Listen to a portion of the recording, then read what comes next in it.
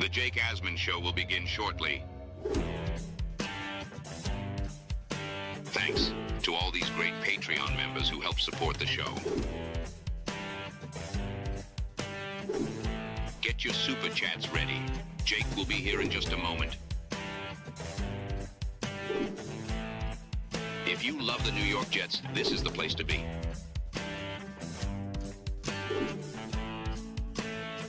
And now, the Jake Asman Show. Justin Fields in the passing attack struggled against the Giants. Is there a legit cause for concern? Jets insider Robby Sabo will join us and tell us what we need to know. It's the Jake Asman Show, live on a Monday. Let's hit it and get it started. Man, AG's first training camp with the New York Jets is underway. We bleed Jets green each and every day. Will the playoff drought finally end? Kings of the offseason, baby. This is what we do. At least we have Garrett Wilson. We have Breece Hall. Please subscribe and hit the like button below. Super chat, baby. Cut the line. We have Sauce Gardner. We have Quinn Williams. Prepare to be underdogs. Now it's time to talk all things New York Jets. It's the Jake Asman Show. Here we go, here on a Monday. Welcome in, everybody. First things first, click the like button, help the channel grow. And if you're not a subscriber just yet, make sure you click that subscribe button located right over there. It will help us continue to grow ahead of the upcoming season. And speaking of the upcoming season, join me this Saturday. I am hosting the Badlands 2025 season kickoff party at Stout NYC, Stout Grand Central.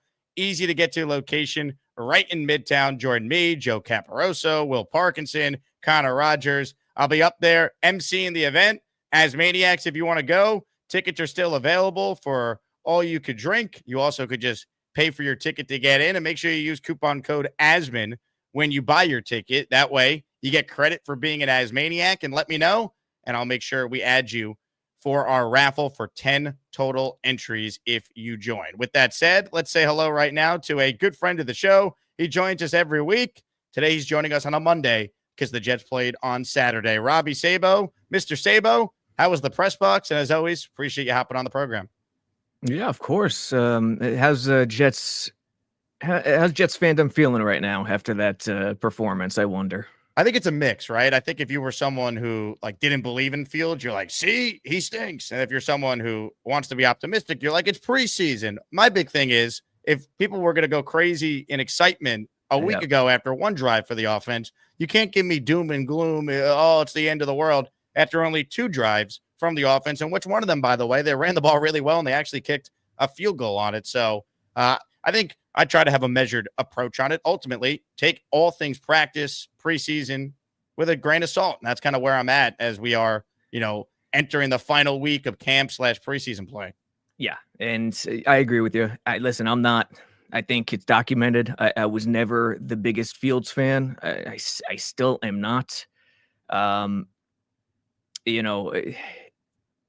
I've said some things. I said some things last week, I think, that shocked fans, comparing him to Zach Wilson in terms of pass-only situations. But while saying that, you got to understand, it's not a total indictment that destroys the man's career. You just have to face reality and understand what you have. And I think the Jets coaching staff understands what they have. So when you look at the passing game against the Giants, was it good? Hell no, it was awful. I think the most egregious one, I'm not even worried about the first drive so much. I mean, it wasn't great. Don't get me wrong. But the most egregious one was that slant to Garrett Wilson, second drive. He's just late on it. Yes, he could have completed it still if it was out in front and a little bit low in a safe area. Trust Garrett to get it. On that play, they trusted Garrett to win one-on-one. He does to a solid enough degree. Separation wasn't crazy, but, definitely a window to throw it. If he, and this is Engstrand's thing, play on time. It's a timing offense. If he plays on time, he's going to mitigate a lot of the issues that he's had. And I just didn't see that from him in this game. Some of the other quarterbacks like Brady Cook, I did see, and we'll get into that later. But, Fields, I think he still has a long way to go. But if you're a Jets fan, it's not doom and gloom. The season is over. This is what Glenn and Engstrand wanted. And when you think about it, the preseason, it's foreign. It's not what Fields is going to be working in when you're a running quarterback. If you're Engstrand and if I'm Engstrand, guess what? Week 1 game plan. On the first series, I'm getting Fields in the mix on the ground right away. You got to get his juices flowing, get him in the ground, get him on the ground, get him going, get him feeling good about himself. And then that'll help him in the passing game. So I think it's going to be very game plan dependent. And is Engstrand, the truth, as the kids say? We'll see. When you went back and watched the film, Robbie, and I know you have a big film breakdown coming out later over on JetX. What was the biggest thing that you noticed specifically with the passing attack? How much of it is Fields? How much of it was communication issues up front? Just your thoughts on what specifically went wrong when you watched it back. Well, right off the bat, first play, and this was a sign of things to come. You like the play call. First play, they go boot play action. Your regular boot play action with layers. Your primary is gonna be the tight end, maybe the corner. It depends. Fields at the end eventually kind of dumped it out to the flat a little late, but this one's not on Fields. And this is the thing. You can't see it from the broadcast angle. The Giants were all over it. There was nowhere to go with the ball. They were all over it. So 1st and 10, Giants out there playing a rushing team. Glenn wants to rush. It's a Fields offense. Engstrand, they want to rush the ball. They were all over it. It was perfectly covered. So that's a bad sign. Then they try to run the ball, and it was even worse because they couldn't run the ball against a light box. They had 2 high safeties, and it looked awful. The second drive, Giants kept on playing too high, kept on playing conservatively, and Engstrand beat them. That 3rd and 8 inside zone to Braylon Allen, just pounding the ball. The O-line started to click, started to look better, and then it forced the Giants' hand to switch. And you notice on that slant, it was 3rd and 2, so it's going to be a heavier box. But notice Engstrand's call on 3rd and 2, slant to Garrett Wilson. The top takeaway, 2 top takeaways, and this is what matters with Fields. Yes, the Fields passing game, it's not nothing. It matters, of course, but that's not the meat and potatoes. The meat and potatoes is the O-line, which was, I give it a B plus. If not for that first drive, it would be in the A category. And Engstrand, does he have a feel for the modern NFL?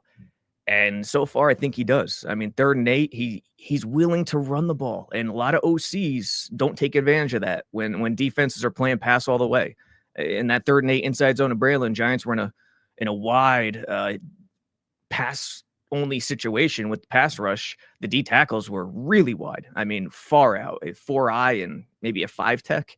So these are opportunities that you could take advantage of. Engstrand's doing that, and he's also not afraid to throw it on 3rd and 2, 3rd and short. So I think that's a real positive. Look to Engstrand scheming and the O-line.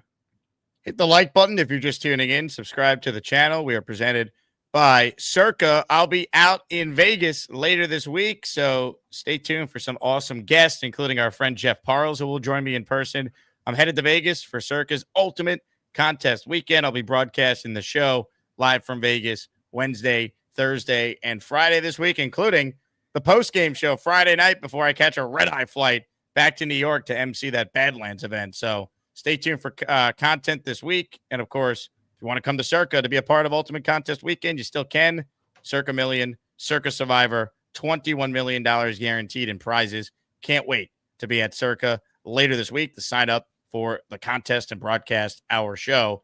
It's interesting when you watch back the game, Robbie, the 3rd down incompletion to Garrett, that has been a thing, it feels like, throughout the summer where the two of them just not in sync the way you'd want them to be. I think a lot of us assumed, they played together in college, it's going to happen right away. That, to me, has not been the case in the games, of course, and even what I've been reading and hearing about what's happened at these practices.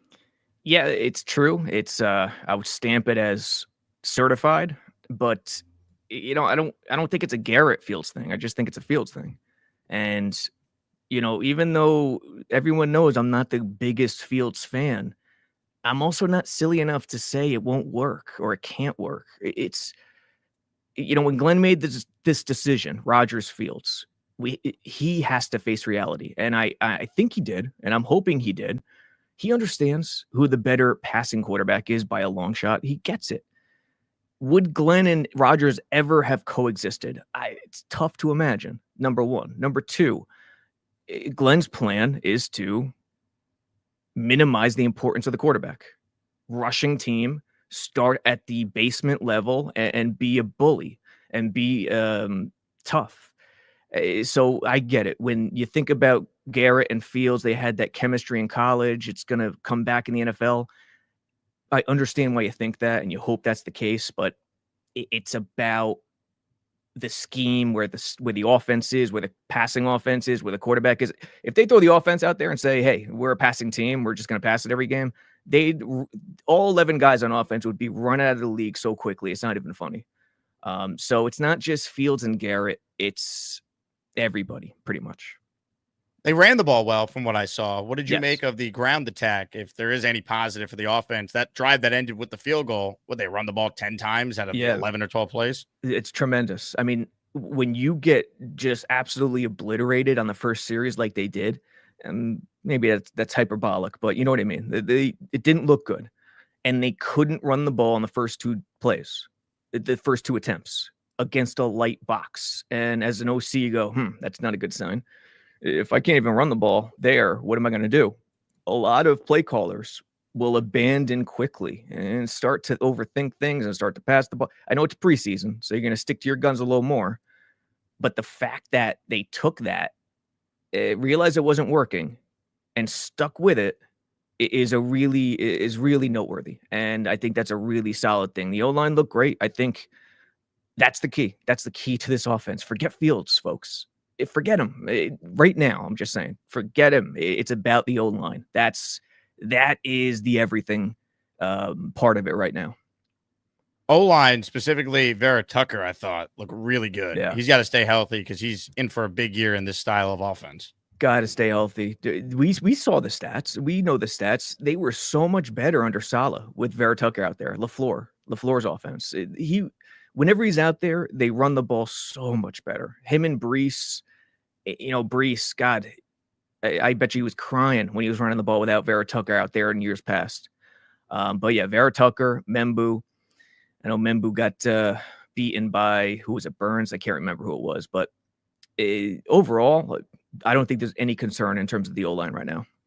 What else from this game stood out to you? You could take this question any direction you want to hit on from what you saw in person and then watching it back on film.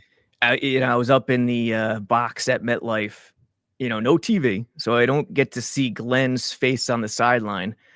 And about, towards the end of the first quarter, I think I threw out a tweet saying, man, I haven't seen Glenn's face, but I guarantee you, I'd put great money on the fact that he is steaming mad right now, because it's not about getting your ass whipped or getting beaten. It's about coming to play with the right focus, with the right discipline, just doing the right thing for the integrity of the defense. And time and again, so many guys just didn't do that. Malachi Moore, I still have to dig into his film, but from the surface, I think he had a tough film day. It already happened, I'm sure. Probably today they're doing a little more. The shoulder tackles, he's got to stop with that. You got to wrap up. Yeah. Yes. It's that goes into the overarching theme that he's trying to make splash plays. He's trying to be a hero, and he needs to first stop guessing. Like, I think it was the screen. It was either the Tracy run to the right or the screen to the right that popped for a big one. He guessed to the inside, and you can't do that at this level, especially when you're a rookie in the preseason. You have to stay firm to outside in, to your responsibility, and do the right thing for the guy next to you. Eric Watts on one of those two plays, actually. Eric Watts, same thing. He got through the line, but then he got lost downhill. Don't go downhill like that in that situation. It all depends on situations. If you're attacking the quarterback in a pass rushing situation, go for it. Go downhill, but not there. So there were just so many situations. And Fields, obviously, we talked about him. So, yeah, there's a lot. And then the drops. Arian Smith and Pritchett, and ugly drops, but on the positive side, I'm still hanging on to Pritchett. He has NFL explosiveness, and Arian Smith. It's not really tough to find speed in this league, but it's tough to find translatable speed, short area quickness that can result in potential for great route running. And if you see Arian Smith creating separation, he creates separation at the top of his routes every time. It's unbelievable. And that's a really good sign that, he could be a good to great route runner if the coaches get him to stop running like his hair is on fire every route. We're going to get to your super chats. I have some more questions for Robby on what we saw on Saturday and how it impacts who makes the roster. But couple programming notes. On the second show today, it will be our weekly raffle. We're going to give away these 3 prizes: a signed Darrelle Revis jersey, a signed Ring of Honor signature Nick Mangold jersey, and a signed Wayne Corbett helmet. Mr. Third Down, co-host of the Underdog podcast with Mr. Robby Sabo. So those are the 3 items we'll be raffling away. If you want to enter, this is truly the last show. You have a chance to enter. All memberships are boosted +2. Give people an incentive to join our raffle this afternoon. Will Parkinson is my guest in the 4 p.m. hour today. So we got the heavy hitters on a Monday, Sabo and Willpaw on the show. So gift away. And how about this? Daily raffle, end of the stream. First time I'm doing this. Dealer's choice. Your choice of a Fields jersey, G5 jersey, Sauce jersey, or JJ jersey. Those are the 4 options. You choose which jersey you want in either white or green if you enter the raffle at the end of the upcoming stream. With that said, let me get caught up now on a couple of super chats here. And I'm having some issues with all the super chats loading. This first one, though, is from Black Gypsy. It says, we did not look good at all against the Giants. It was a poor performance, but once again, as we talked about at the top, take things with a grain of salt when it comes to preseason. Don't overreact to the good last week and now say, oh my God, we're terrible because we didn't look good at home a week later. One of those, first runs, and I'm trying to envision it. Maybe I'll pop it up. One of those first runs in week 1 against Pitt, Fields is going to keep it, not give it, and run for 25 off the edge. And I bet you MetLife gets on its feet and everyone at home is going to be going nuts when that happens. That's not going to happen in preseason. The 3rd and 1, 3rd and short, get ready for tush push. I'd be shocked if they don't have some form. So expand the possibilities in terms of what we're going to see in week 1 versus right now. I think that's the key. And, the argument that, ground and pound doesn't work, it's a passing league. Listen, man, I agree to that. I agree to a degree in terms of that. We talked about it with Rodgers, not wanting to push him out the door. It was based on coaching, why the whole team sucked. But this is not just ground and pound. This is something different. This is power spread. This is ground and pound with an east-west element that is almost a third element in itself. The ground and pound rushing, the passing, and then thirdly, the east-west with the quarterback legs. So it's not just one element. It's 2 out of 3 in my mind. And I think that's where the mindset needs to be. Super chat here from Jets Worldwide. You can see on the screen, it's not coming up in the usual colors, but this is a $20 super chat from Jets Worldwide, our pal Snowball. He says, you got to believe in the coaching. Snowball, I got you in the raffle for 7. If you believe in Aaron Glenn and you believe in Engstrand and Wilkes, you have to hope that where they might be lacking in talent, they make up for it in great coaching that schemes to win games, as opposed to what we're used to where, when was the last time we said the Jets outcoached someone in a big game? The Eagles win, I think, 2 years ago. That's what I was thinking. Eagles win. I think a lot of it was a byproduct of just a good matchup for the Jets. Philly, they seem to do better against the more conservative offensive teams. But still, it's a good call. I think the Eagles game. Before that, it's ridiculously tough to find one. Maybe I don't even Green Bay. I don't even know if you can say Green Bay because it was, special teams gets a nice notch based on that pump block. But good point taken. I think the Jets would just win games because the other teams would make a ton of mistakes, or there'd be times where they won 2 Thursday games last year because the other team couldn't game plan when you're on the road on Thursday Night Football and the Jets were at home. I just feel like when the Jets would win the last couple of years, it was built on they just had at times more talent and the other team just made catastrophic mistakes and the Jets were able to survive and take advantage. Agreed. And it's just disheartening that the focus and the discipline wasn't there a week later. That's what Glenn is grappling with right now and all week, and trying to think back to last week in terms of how did we lose it. Now, an argument could be made. Green Bay was just that bad in week 1. And, when you watch the tape, they were pretty damn putrid. They were pretty damn relaxed. The Jets came into it fired up. Glenn's first game as a head coach. In terms of vanilla schemes, Green Bay, if the Jets were 6 7 out of 10 in terms of imagination. Green Bay was at a 1 or a 2. So there was a difference there too. But yeah, it starts with the focus and the discipline. And if Glenn recaptures that, then, they're still alive for something. The Rooster checks in with a $10 super chat. Are we a little concerned that the second half, Coach Glenn stirred with his arms crossed, not speaking? You have to stay engaged no matter how mad you are. He was angry, dude. I watched the replay back, the broadcast back last night. I'm not worried about that whatsoever, because it's a positive that he was actually steaming and thinking about it and thinking about what went wrong and how to fix it.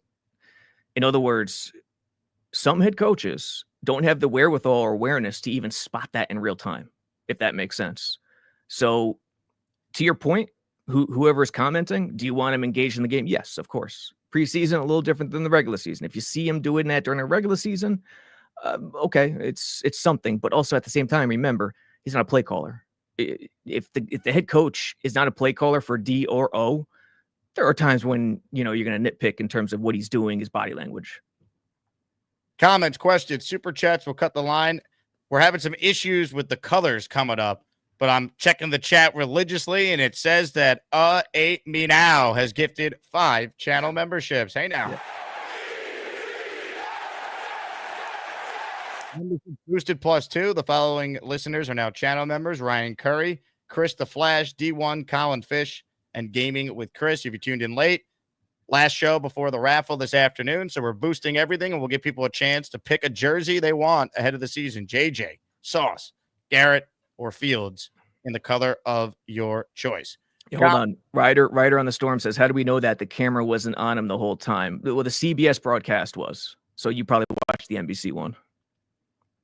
Yeah, the NBC and CBS had local coverages for both the Jets and the Giants.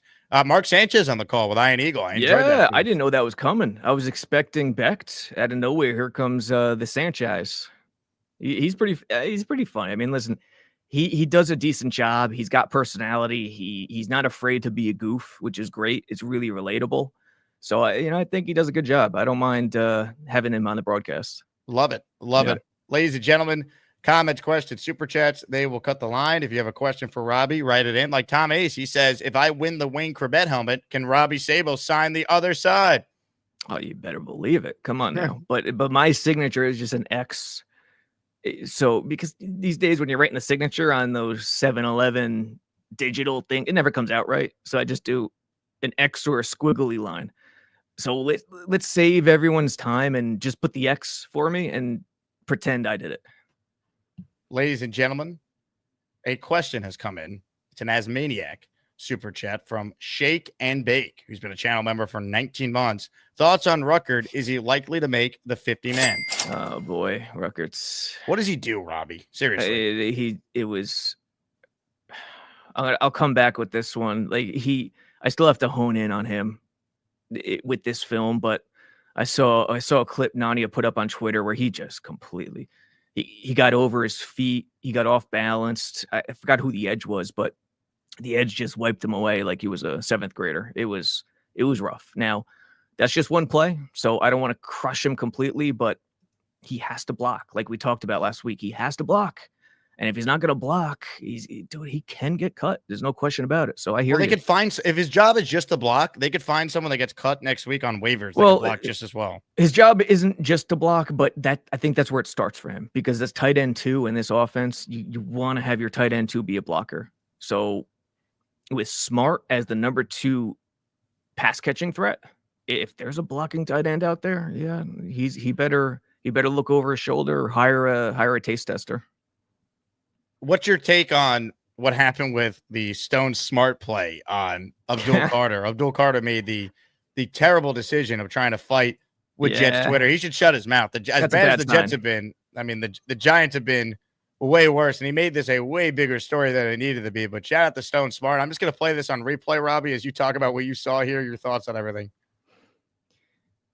Yeah, he caught him. He wasn't expecting it. And then Smart got him. Listen, if it's one-on-one and he's focusing on him, Probably not happening. So, there's that. Let's be fair. But hey, you got to get ready, dude. Like what he did is focused on Membo. He focused on the pass rush, what he was going to, I don't know what the situation was. Was it third and long? Was it third down? I don't know. But yeah, he got flopped. He got pancaked. His jock strap was on the field. So that's a bad sign. And if I'm Dable, I'm shutting that crap down right away that he's responding on Twitter. What's the point? What is there to be gained from doing that? That's the thing that I take away from it. Don't do that. Just don't do it. I mean, Stone Smart, a legend in my mind. Hopefully he can play. Yeah. But I mean, this is a fun preseason moment for what it's worth. Hey, of all the tight ends, including Mason Taylor, Stone Smart was the most impressive pass catching tight end to me this summer. So let's take it from there. It's going to be interesting to see what they do with the passing attack. There's a lot of people saying they need another weapon. I agree with that. Based on what you've seen from the receivers, and now Arian Smith having like the full Arian Smith roller coaster like game, what are your thoughts on that room and like the pecking order after Garrett Wilson? I'm still at the same thing I've been saying since the spring. I don't think there is a receiver two, and I don't think there will be one all year. I think it's an intentional rotation where we've seen some of the schemes and some of the concepts. They get Tyler Johnson in the mix, some cracks, stuff where they're motioning the receiver into the trenches, in between the tackles, right outside the tackle box. And they want these guys involved, Tyler Johnson, Reynolds, even Lazard. So, you have your blocking receivers, you have your stretch the field receiver in Arian Smith, you have your route runner, Tyler Johnson, who could also block. I think it's intent, and you have your Pritchett who could do everything. I think it's intentionally open for that reason, because of this style of offense. Now, could they use another receiver? Of course, dude. I'm with you 100%. But I think I'm just trying to relay their mindset, and I think that's their mindset. It's intentionally open to rotate. Knowing what Detroit used to do, they did the same thing. Jameson Williams, what was this? The first season, he went over 1,000 yards this past year, if memory serves correctly. He rotates a ton. Like, I don't think his snap count is anything to write home about. And I expect the same thing with these guys. I just think when you look at the 53, like, can Brandon Smith play himself onto the team? Can they short-term IR Alan Lazard so they don't just cut him and he goes to Pittsburgh and tells Mike Tomlin the Jet offense ahead of week one? Like, can they find a spot for him? Is Pritchard making it over Gibson as the punt returner? I think he should. I think, by the way, talking about like just special teams on the roster as a whole, I think Nwanu is definitely making it. They're going to value his kickoff ability. We even saw that on Saturday. Here's where I stand right now. I'm still at 3 quarterbacks. I'm not losing Brady Cook. Yeah, we got to talk about your Brady Cook taste. You like him a lot. Dude, what you see from him is anticipation. And when I watched him in OTAs, I saw him and I go, what is he doing here? He can't complete a seam. He should not be here. I hated him. I couldn't believe it. And once we got later into June, there was some progress. And once we got to training camp, boom, everything clicked. And he was doing everything the coaches were asking, and he was anticipating. It's not to say you could throw him on the field and play him right away. No, you don't feel comfortable with that. You don't want that. Not even close. But there's something there with his anticipation, with his versatility and flexibility to mold himself around what the coaches want in the offense. That's really intriguing for an undrafted free agent who is not said to have all the traits. So I would not risk losing him. I would keep 3 quarterbacks. He's my third. Justin Fields is a runner, so you never know. You might be thin there already. I'm probably still at 3 running backs, but if I keep a 4th, Keeney is definitely the guy. There's no question. And I think he played his way on the roster. Not only with the kick return, but he's a gunner on the punt team. I mean, what a save in the end zone. And if he's going to do that as the gunner, he's on the team. We got a punter, by the way. I was very concerned about getting rid of Morstead, but McNamara's the real deal, it looks like. He's tremendous. And I undersold he had a couple great days in July, and I tweeted about him. I'm like, this guy's nailing it inside the 5 and 10 every time. And I undersold it. I should have hyped him up more on Twitter, but I didn't. He's tremendous. But yeah, I think Keeney is going to make it, and that puts you in a tough spot. If you go 4 backs, you have a fullback. You go 3 quarterbacks. That is a tough spot. So on my roster, I would go 3 running backs with Cook as opposed to Keeney, and I would carry Pritchett. But I think Gibson with the injuries, I think Gibson's going to be gone, or starting on, a reserve spot injured. Brandon Smith's going to be the tough one. I think he doesn't make it based on numbers, but I don't want to lose him. That's a guy who definitely has something. He falls in the Cook category to me, not wanting to lose him. Ladies and gentlemen, there's over 450 of you in here right now. Click the like button. Make sure you are subscribed to the channel. We're giving away a Jets jersey of your choosing at the end of the stream today. Fields, Wilson, Gardner, Jermaine. Gift to enter or send in a $10 super chat or higher to qualify. It's also +2. So if you gift 5 memberships, it's actually 7. So more chances to win. This afternoon, giving away 3 signed prizes. Darrelle Revis signed jersey, Nick Mangold signed jersey, and a Wayne Corbett signed helmet. So that is raffle 36 that we've done since December 1st. And wait till you see the prizes I got for raffle 37, which I will announce after the afternoon show. Before we get back to some of your super chats for Mr. Sabo, I want to talk about today's sponsor, Beats Custom Apparel. They made my custom kicks that I was rocking at the watch party at T-Squared Social on Saturday. Jets as Maniac Customs. And then Sabo, how about this? Jets Jake Asman Show Customs. They're Jordan branded sneakers. They're awesome. Kyle, who is the founder of the company, him and his awesome wife were at the event. So if you want your own ahead of the Jet season, beatscustoms.com. They are sick. They're awesome. They do every team. They have all different types of options for you. For my listeners, use code JETS1 and it's 10% off every item. So no matter what type of shoes you want or shirts, gloves, whatever. I got my shoes right here. I'm still holding them. I mean, they're sick, man. Sick. So cool. Got so many compliments. The Jordan brand is awesome.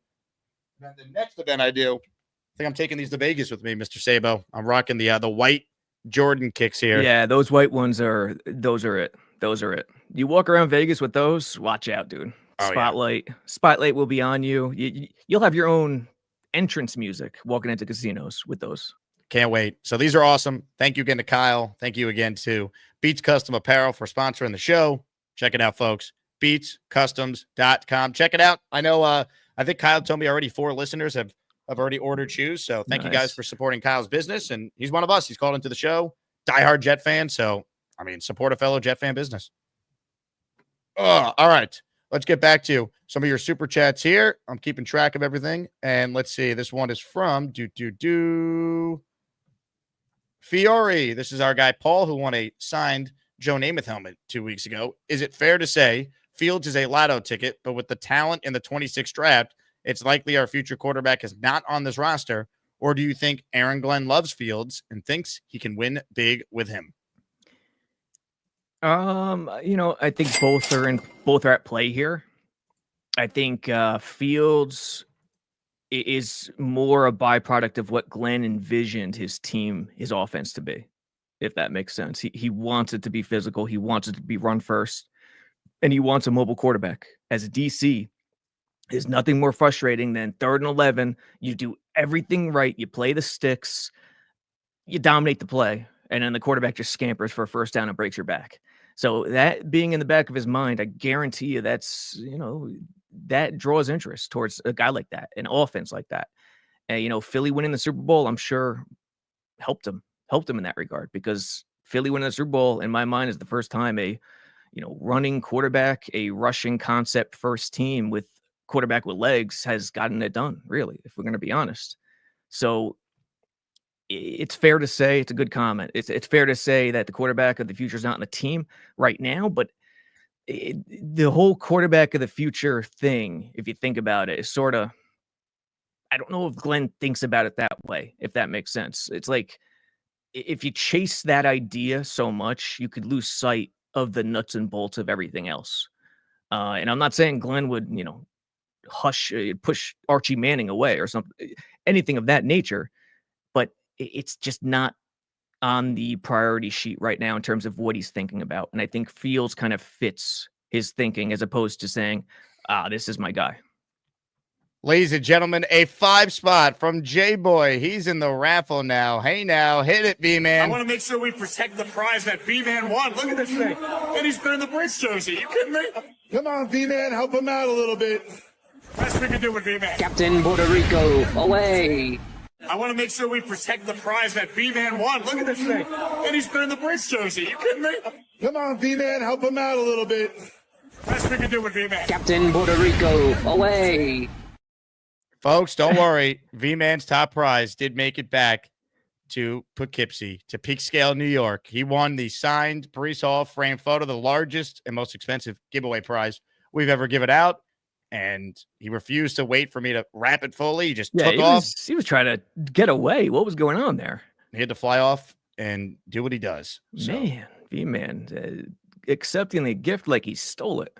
the funniest thing is my dad won it the first time. He wouldn't accept it. I put him in the raffle. Then my stepmom won it the second time. Third time, I spun the wheel at halftime for the raffle, and V-Man won it. And I was like, yes, that's awesome. So he was one awake for it, which is great. Yeah. He was able to secure the framed jersey, and he took it on the train back to Poughkeepsie area, New York. Hey, there are, you've lived life, Jake. I've lived life. What we learn is there are humans in this world, and then there are all-time greats. And V-Man, we know which category he falls into. Also, shout out to Gator for making that. I had the idea of because Snowball took that video of me trying to help V-Man get the prize set up, and it just took on a life of its own. Once I sent it to Gator, I'm like, what if V-Man takes this and just runs out of T-Square, but he flies off? Gator's like, I'm on it. If he was a masked vigilante, I wouldn't blink twice. Honestly, it makes sense. Oh my God. Anyway, congrats to V-Man and everyone who won prizes at our watch party. Let's see. Do Frankie L with a super chat here. Hey, Jake, hope you had a blast Saturday. Should we be worried about Fields' throwing ability? Just curious. I mean, I don't think Fields is a great thrower. He's been a below average passer every year of his career. We should have been worried when we signed him. Yeah. I don't understand this. This is not new. You downgraded at quarterback, people. You went from Aaron Rodgers to Justin Fields. That doesn't mean they can't be a better offense if they're properly coached. They maximize with the strengths of this team, the line, the running game, the running backs. No one's saying they can't be a better offense or a better team overall. I think they actually will win more games this year than they did last year. Maybe not by much, but I think they will.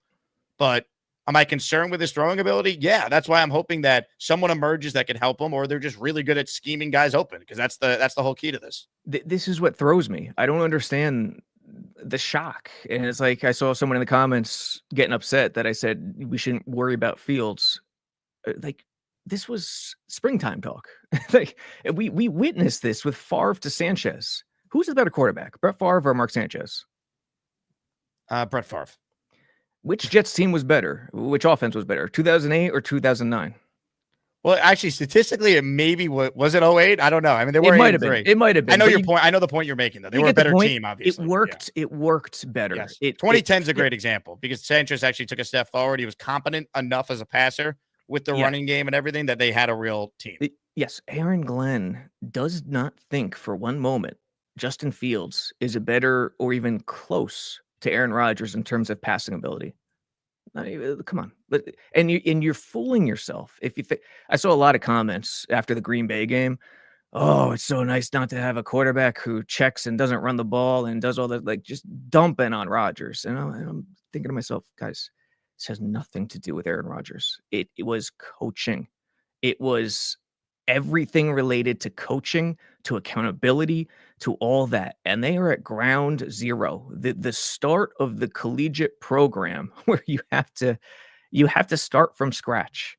And it's not about choosing Fields because he's the better passing quarterback or better quarterback than Rodgers. It's about choosing Fields to fit an identity, a vision, a starting point. Please, let's get that into our brains. Ladies and gentlemen, a great super chat from Peter Castro that I want to read. I think it was a super chat.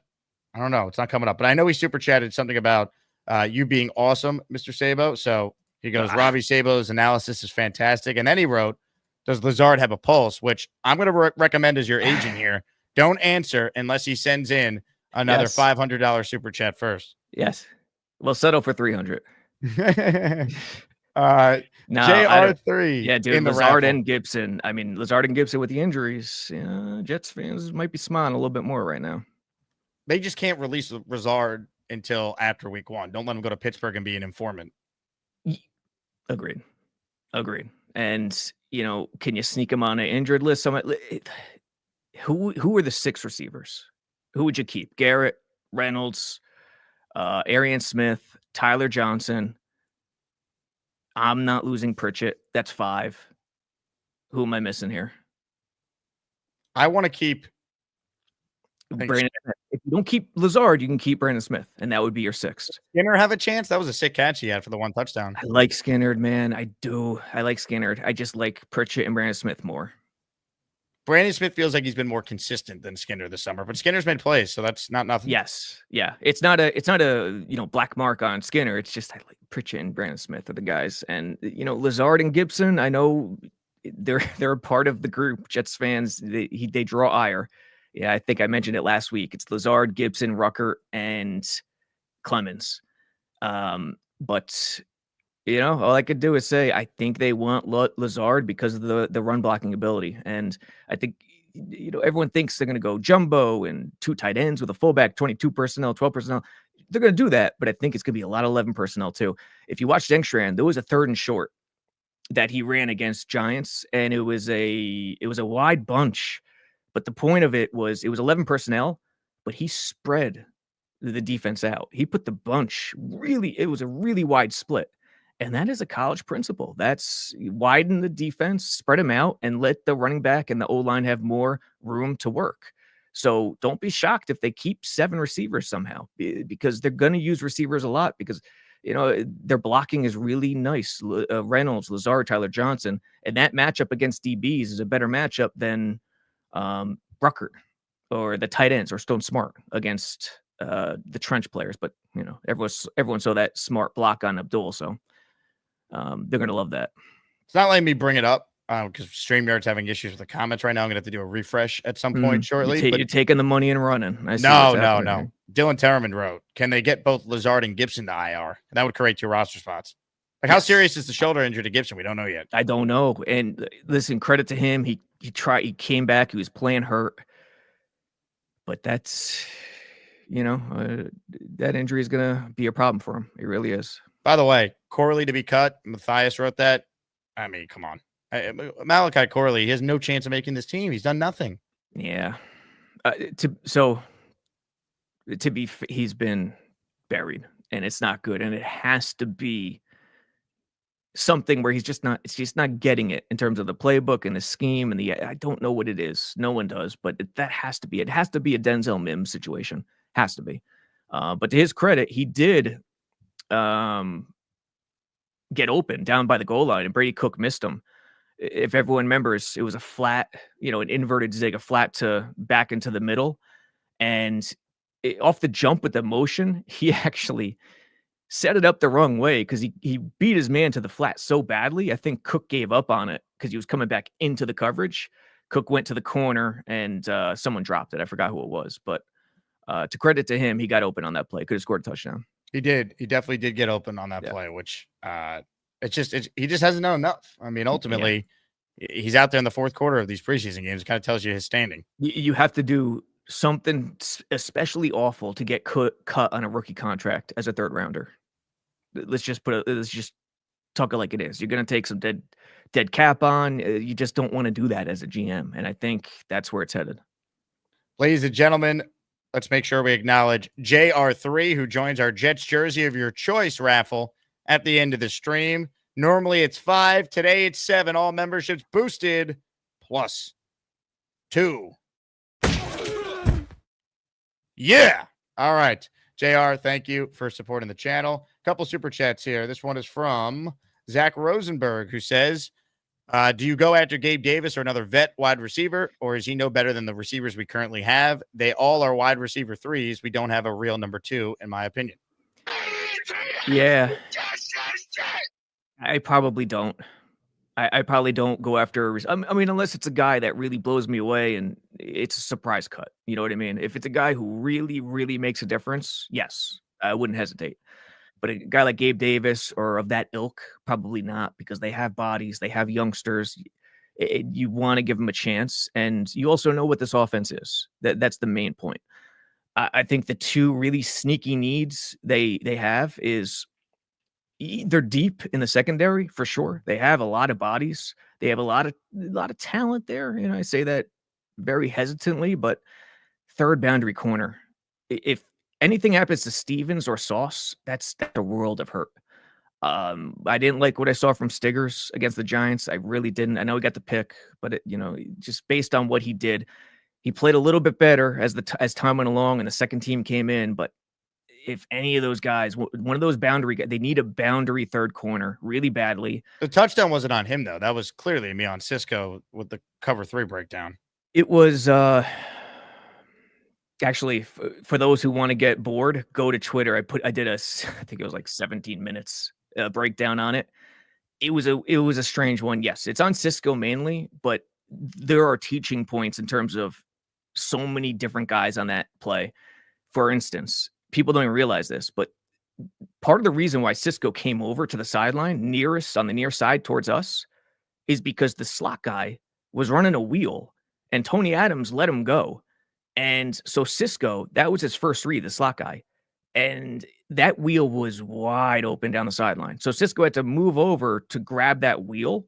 And it's still on Cisco number 1, but that was the reason. So was Tony Adams in the wrong? Should he have followed? Should he have chucked and followed and stayed attached? Should Stiggers have been more on top?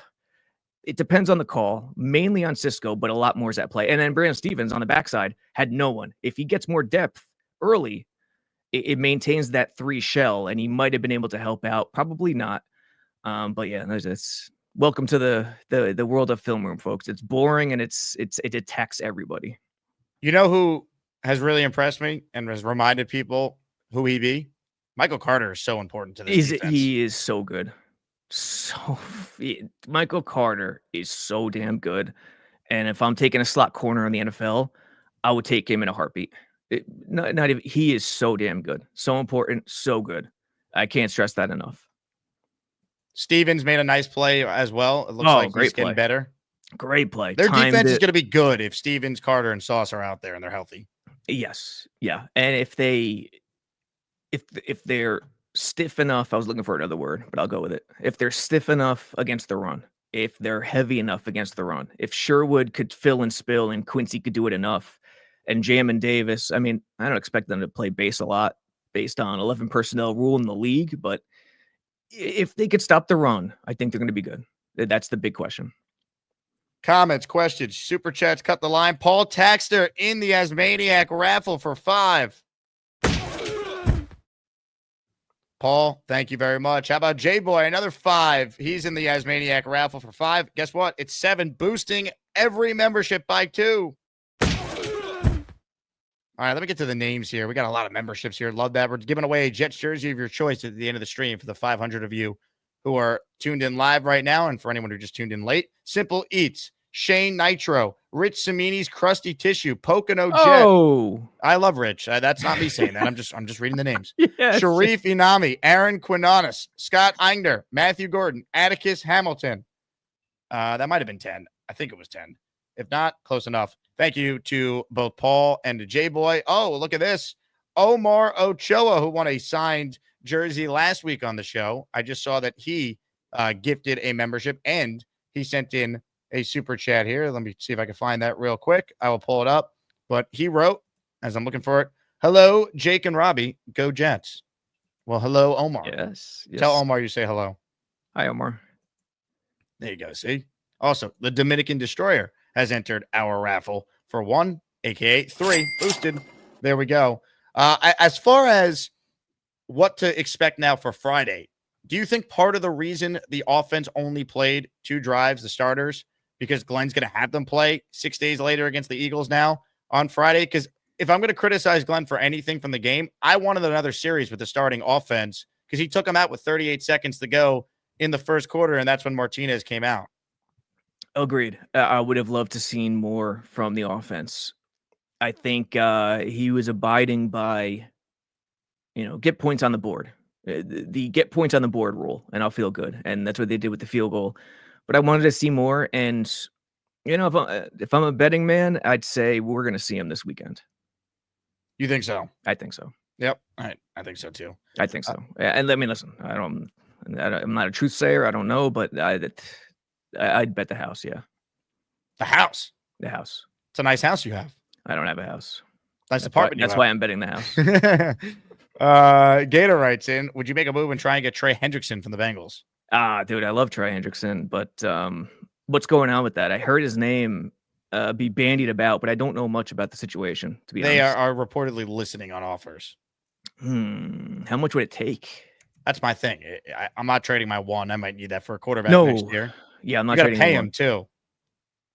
And what is he? 30 now? He He probably doesn't fit the timeline. Yeah, That's he the doesn't problem. line up. He doesn't line up. But would you love him on your defense? Absolutely, no question about it. You definitely would. Once upon a time, Jets had a choice between Carl Lawson and Trey Hendrickson. By the way, Yeah, they chose wrong. mm-hmm. I could say they chose wrong on that one. Spencer Green checks in with a $10 super chat +2. He's in for 4. Raffle winner is here. Also, Beast, if you see this, your alliance has been destroyed. You have no chance. You lost. Alliance? What alliance? Yeah, Beast is forming an alliance. Kyle Clifton also has an alliance. What is he? Dwight Schrute? What is going on here? The Clifton Comrades. The Clifton so Beast and Deadly Alliance versus the Clifton Comrades. Oh wow, it's like NWO Black and White versus Wolfpack. There's something going on here. I gotta get my popcorn ready. Get your popcorn ready is right. Well, who's teaming up with Beast is the question. Well, you know what? We might have to just ask him. Ladies and gentlemen, let's find out who is in the Beast Breaker Alliance of Champions. Let's go to the man himself.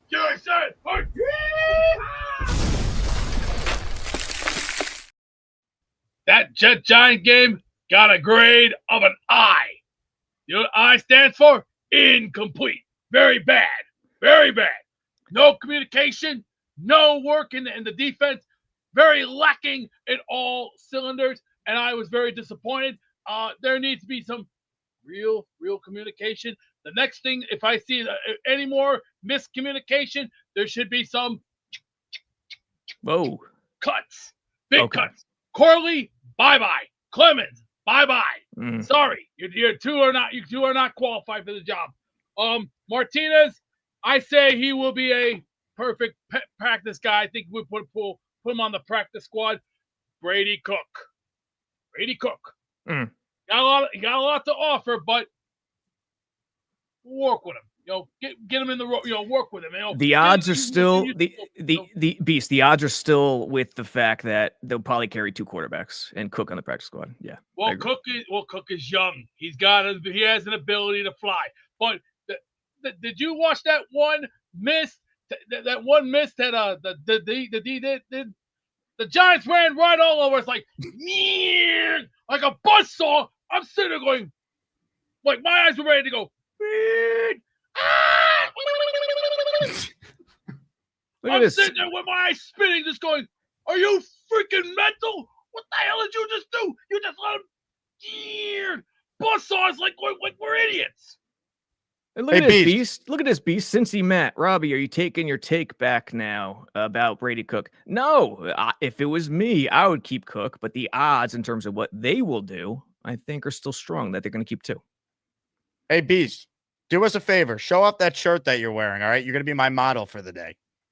Hey, Rick the Model Martell also used to model too with his nice suits on, just going. Oh, look at that design. Brand new and inside the JakeAsman.com merch store, folks. Now Get your G5 shirts. Now that's how mannequins should be built right there. That is reality, folks. And you know what I'm doing? Tennis. Hey, Beast, why don't you do the Garrett Wilson catch while wearing the Garrett Wilson shirt? Timeout? Defense. Hey, hold on. You got to move the mic that's not plugged in and the water bottle. We can't see you. Everything is obstructed. Move both.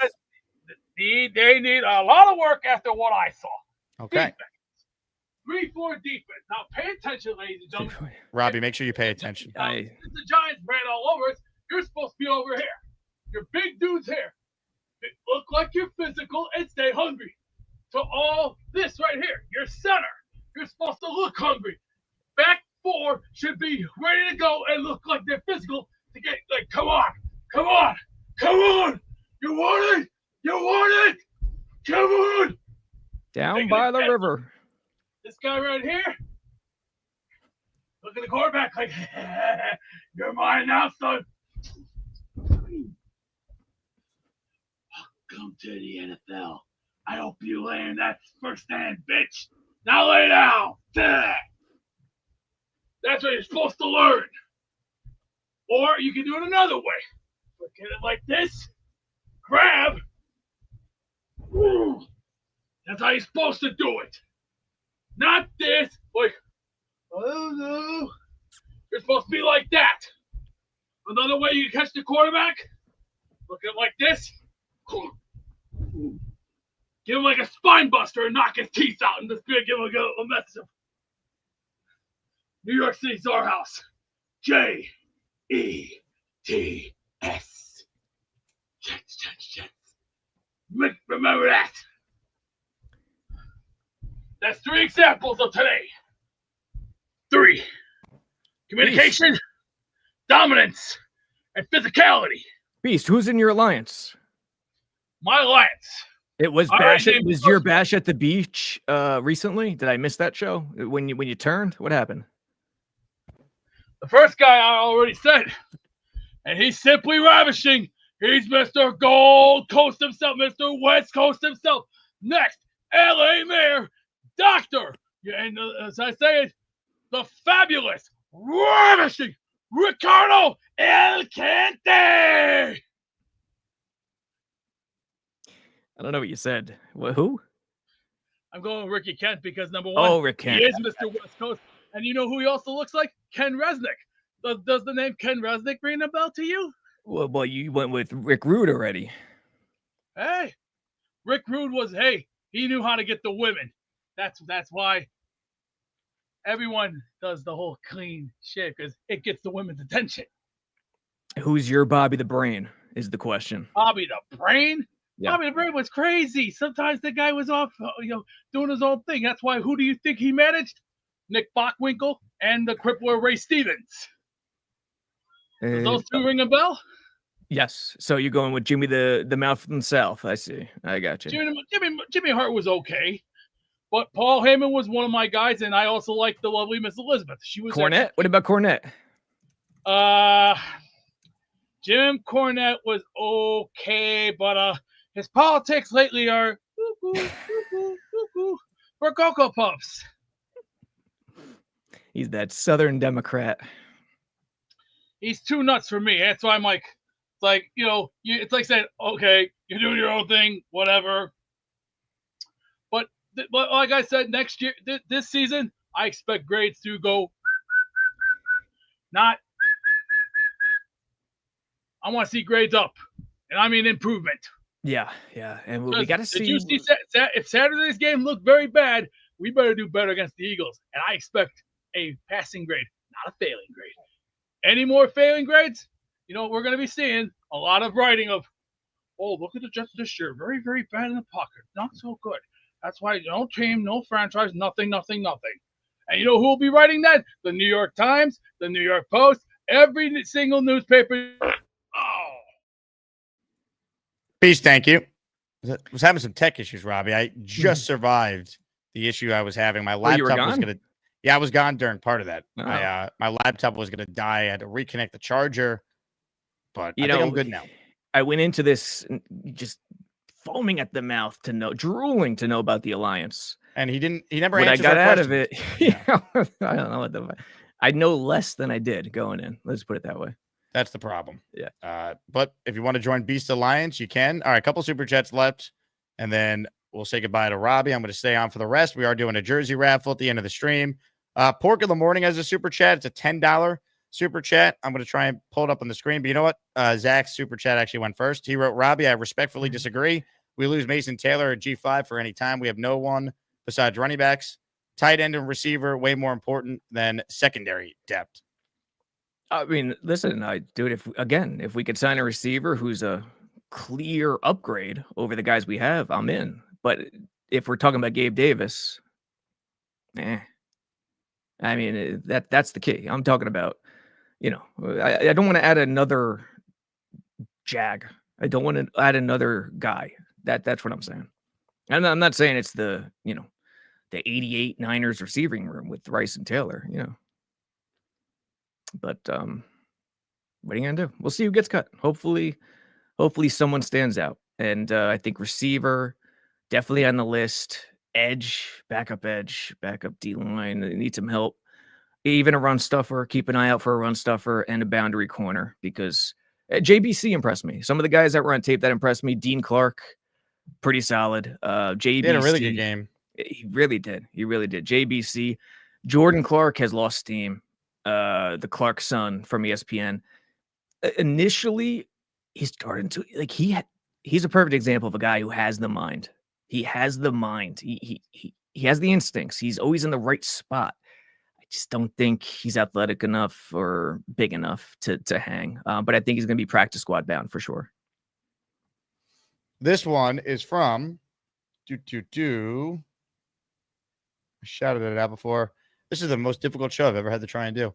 Phantom Green and White joins a raffle for 4 with this $10 super chat that's boosted. Is it true you have to wear a dress to be in Beast Alliance?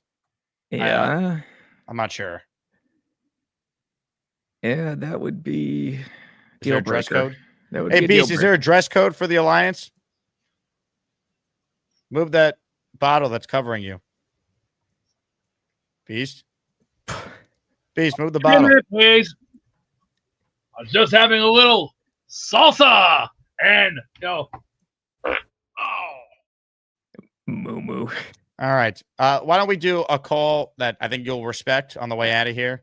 Yeah. You could get all the info you need. About the I Alliance. love Beast. You know I love Beast. Oh, 100%. Yeah. But Beast's rival Alliance is on the line. Oh. Maybe you'll join him, perhaps, if you're Okay. interested in being a Clifton comrade. Yes, my boy. Ladies and gentlemen, it's time.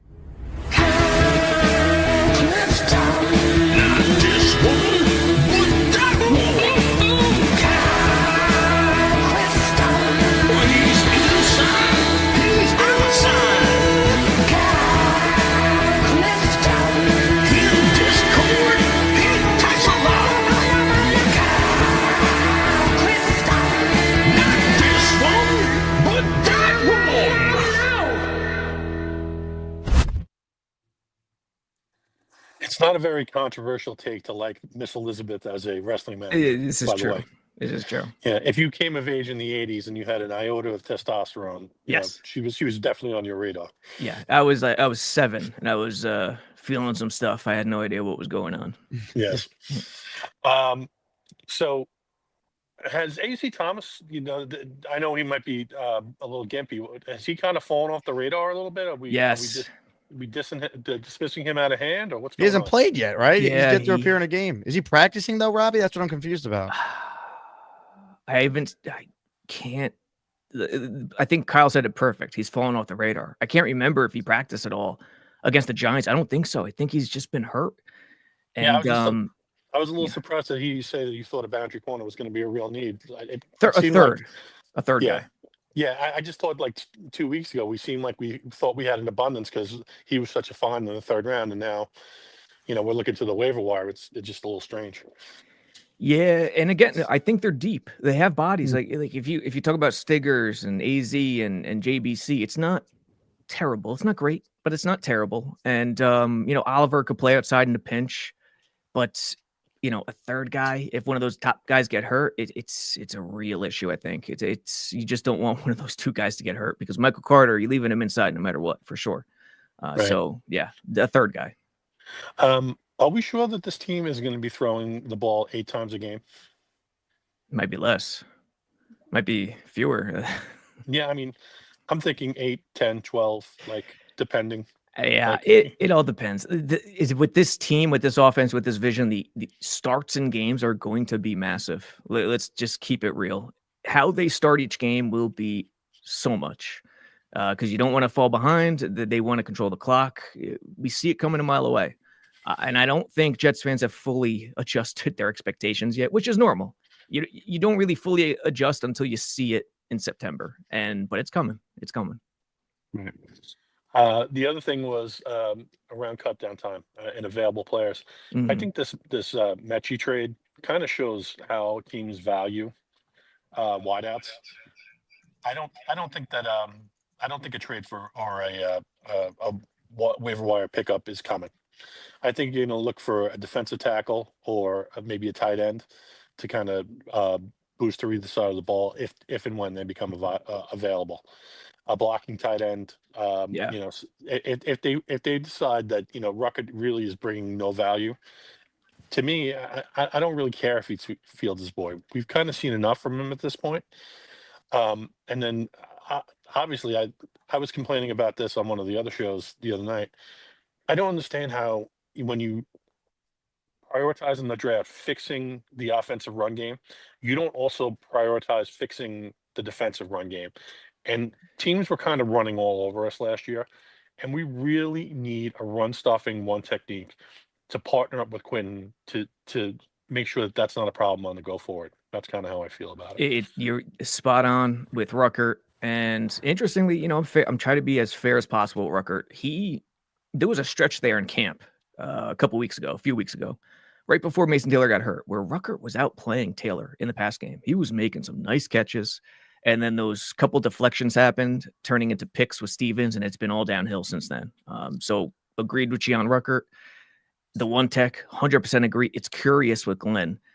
You remember me back in the spring, I was wondering, I didn't know if they were going to keep Sherwood because Sherwood and Quincy together are really light players. They're east-west. If you look at them on tape, they elude. They don't fill and spill. They're not heavy. Neither of them is heavy. And you need Sherwood to be heavier. That goes hand in hand with what you're talking about with the one tech. Can they stop the run? We got to start there. And the other thing with Ruckert is I was a little shocked because it looked to me like he was in the best shape of his life.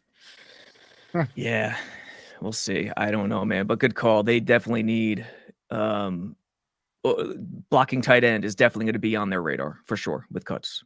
I appreciate your time, guys. Kyle, great call. It's so disappointing that this situation with Ruckert, just like he has no role. Like I think Beck is out him, Smart has outplayed him. Yeah. Taylor, obviously. And you need 4, in my opinion, in this offense. And that includes Beck. So if you need 4, I mean, I guess you can go 3, but it's so limited. If someone gets hurt, you can't go jumbo. You can't go 2 tights in a full. You need 4, so that's Mason Taylor, Beck, Smart, and Ruckert. Like they'd have to pick up someone off the street. No one else is close to Ruckert. And Smart, it's tough to count him as a true inline. He's more of a receiver. Robbie, what is the big thing you want to plug over at JetX this upcoming week? Is there a podcast with Wayne Corbett on the horizon as well? Yeah. Oh, that's a good question. I gotta reach out and see what the deal is. I think we're gonna try to get one up today or tomorrow, most likely tomorrow. So be on the lookout for that. But other than that, jetsxfactor.com in your Google Chrome or browser, whatever browser you like. Download the app. The JetX app's great. Oh, that's right. We have an app. Get the app too. JetX Mobile, Android and Apple. We're humming along. Jets fans have been great so far once camp started, and we'll be rooting for Glenn. Jake, as you know, you're a diehard fan. Everyone wants to see them do well, and we'll see. It's at a curious position right now. Definitely more curious than after the Green Bay game.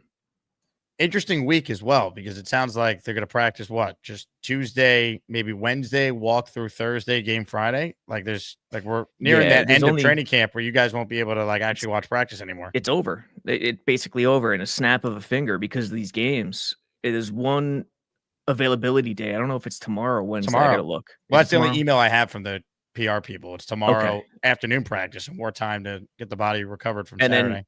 And then what's cut day? Right afterwards, right? Monday? Is it Monday? Well, I think cut day's typically that Tuesday after the final preseason game. And we'll start to hear news funneling out, I'm sure Monday, Tuesday morning, and we're here. And then once it's always a weird thing when you show up at practice and then there's half the people on the field that there used to be. It's always just like, man, they're missing so many guys.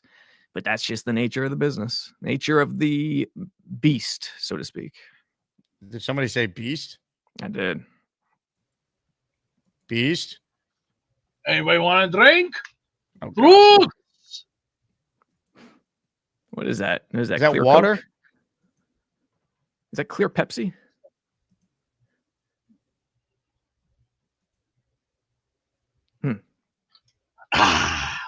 That hit the spot. Woo! Is that Little clear stuff. Pepsi? What is that, Beast? Oh, that's just a water. It's just a water bottle for me. Oh man, you put water in a carbonated bottle? Are you mad? Nah, I'm just plain one word. Tough. They don't make men like me anymore. You know why? Today's men. Chicken.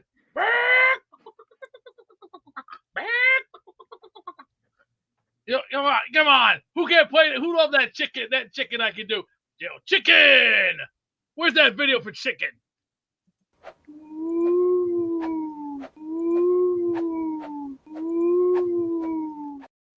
Oh yeah. Oh, dude, the hula. How dare you with the hula hoop? We know Beast smokes Marlboro Reds and watches John Wayne. Come on. That's One of the greats. Yeah. Real quick, Big Fella wanted to know, do you think Tyler Barron makes the team? He's done nothing, by the way. That's why He's done Clemens keeps nothing. playing. Their picks so far have not been their mid picks, other than Arian Smith, by the way. I mean, Arian Smith's the only one who's really popping off. Moaga, Barron. Who am I missing? I'm missing a couple other guys, but Malachi Moore. Yeah, I wanted to see more out of Moore, so to speak, up to this point, but I haven't seen it. We'll see. It's still early. I think, yeah, Barron's on the team. He won't be cut. Robby, you are the man, my friend. Appreciate you as always. Thanks for coming on Monday with the game being Saturday and the schedule long this week. So enjoy what might be the last camp practice Tuesday. It could be. Yes. We'll talk again as maniacs. Thank you, Jake. Ladies and gentlemen, Robby Sabo, Jets X Factor, promo code Asman, become a channel member. All right, I'm having an issue with my battery here. It says my computer is charging, but it's not. So I got to get that situated here. Otherwise, literally, my laptop will die. So I did prepare for this. I put together, friend of the show, CBS Sports NFL analyst, former Jet, Leger Duzable's film breakdown right off his X account from the Jet Giant game over the weekend. So enjoy some film study. We'll come back, get to your calls, load them up. We got a raffle at the end of the show for jersey of your choice, and all memberships are boosted +2. But stand by, because I'm going to play this video before my MacBook dies. BRB, enjoy a little film breakdown from the game. I know the Jets' passing game has struggled, but you got to look at the big picture right here. So get ready to play this. There's a couple things I want you to watch. One, the right tackle, Armand Membu, looks like he was looking around, still trying to communicate, is laid out his stance, which allows Brian Burns, even with a chip from Rucker, to get around the corner. Two, the timing between quarterback and receiver, Justin Fields and Garrett Wilson. And then the scan protection by Braylon Allen. I believe this maybe throws off the timing because you're going to see it at the last second. Watch. Braylon steps right in front, and when it looks like Justin Fields is about to let this go. Now, he's scanning right here, and he sees that Membu was essentially maybe beat, so he's trying to help his quarterback. But I think that also throws off the timing between Garrett Wilson and also Justin Fields. Like, this ball should be coming out, and it should be to the outside right here because Paulson Adebo is playing inside leverage. But he's late. Paulson's able to already break on it when Garrett's coming out of his break. Maybe a little early, but they let him play. But there's more than just meets the eye when it comes to the passing game and Fields being off throwing the football, right? Your right tackle was slow out of his stance. Your running back, scan protect, got right in the vision of where he was throwing the football, but also Fields has to let that go before Garrett comes out of his break. Wanted to show you from the end zone copy. Same play. Armand Membu lay out his stance. Watch the scan, right? Braylon Allen steps here because Okereke steps in that B gap, and that's his job, right? To hold this running back so everybody else can get a one-on-one. And then he sees that Burns is coming around the corner. But right, look how close he is right there. Like, a quarterback can't step into that, right? That's also like the space he needs to step in to make that throw. So again, it's not just Justin Fields and the timing. It all goes together. Protection has to be on point. Your right tackle has to get out of his stance. So Braylon Allen doesn't feel like he has to scan and come all the way back. And then also Justin Fields has to let this go on time. Okay, this has happened multiple times. I don't know what the communication is in the huddle, but we saw it earlier from Armand Membu. Now watch AVT. I don't know communication on the snap count. Look, he's still in his stance and everybody's moving. Even Olu's a little slow there. So I don't like the communication aspect needs to be cleaned up. And I think this is what Aaron Glenn was talking about as far as being sloppy, right? Executing, everybody being on one accord. Once you get the call in the huddle, understand what the cadence is and get off on the football. I know a lot of people like me were scratching their head. 3rd and 8, right? Shane Bowen, the defensive coordinator, trying to be a little exotic. You walk up the linebacker in the middle right here. Got man coverage with the motion right here, but it's 1, 2, 3, 4, 5, only 6 in the box. So we got 1, 2, 3, 4, 5, 6 to block. So we're going to run the football. And this is nice patience by Braylon Allen right here. Stepping in on that zone play, right, to get everybody to bite, and then watch them pop out into that A-gap. 11 yards. And just carries guys. Just carries guys. That's what you want. Physical run, finish. Nice vision. Look at contact. Look where it's made. An additional 4 or 5 yards. So let's break down the 80-yard completion from Russell Wilson to Collins. I know a lot of people online were saying that they thought this was Stigger's fault. Quantez Stiggers right here. And it's not. This is a zone dog, which is a 5-man pressure with zone concept behind it, right? You're going to see Quincy Williams add. First, you're going to get this motion coming across. Rush check the play. Heavy play action pass, right? Now, ends up being cover 3, so he's responsible for this 3rd deep. He's responsible for this 3rd deep. Brandon Stevens is playing shallow right now because there's no threat. The tight end stayed in the block, so he has nothing to threaten him to go deep right now. We saw Quincy Williams add. Now, this was savvy by Russ, right? Because watch the body language here. The body language shows that he's going for this wheel route, and Cisco's looking back at the quarterback. He thinks he's going to steal this pick, right? But that's a nice savvy move by Russell Wilson, right? And then he comes off of it, and right now, Cisco was already leaning that way, and now he's flat-footed.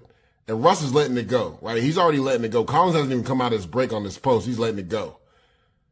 Now he's called flat-footed, and he's behind the play. It's a great effort by Cisco. But, right, how the coach used to tell me, get your eyes on your work. Stop looking in the backfield. And that's exactly what happened on that play. I know the Jets' passing game has struggled, but you got to look at the big picture right here.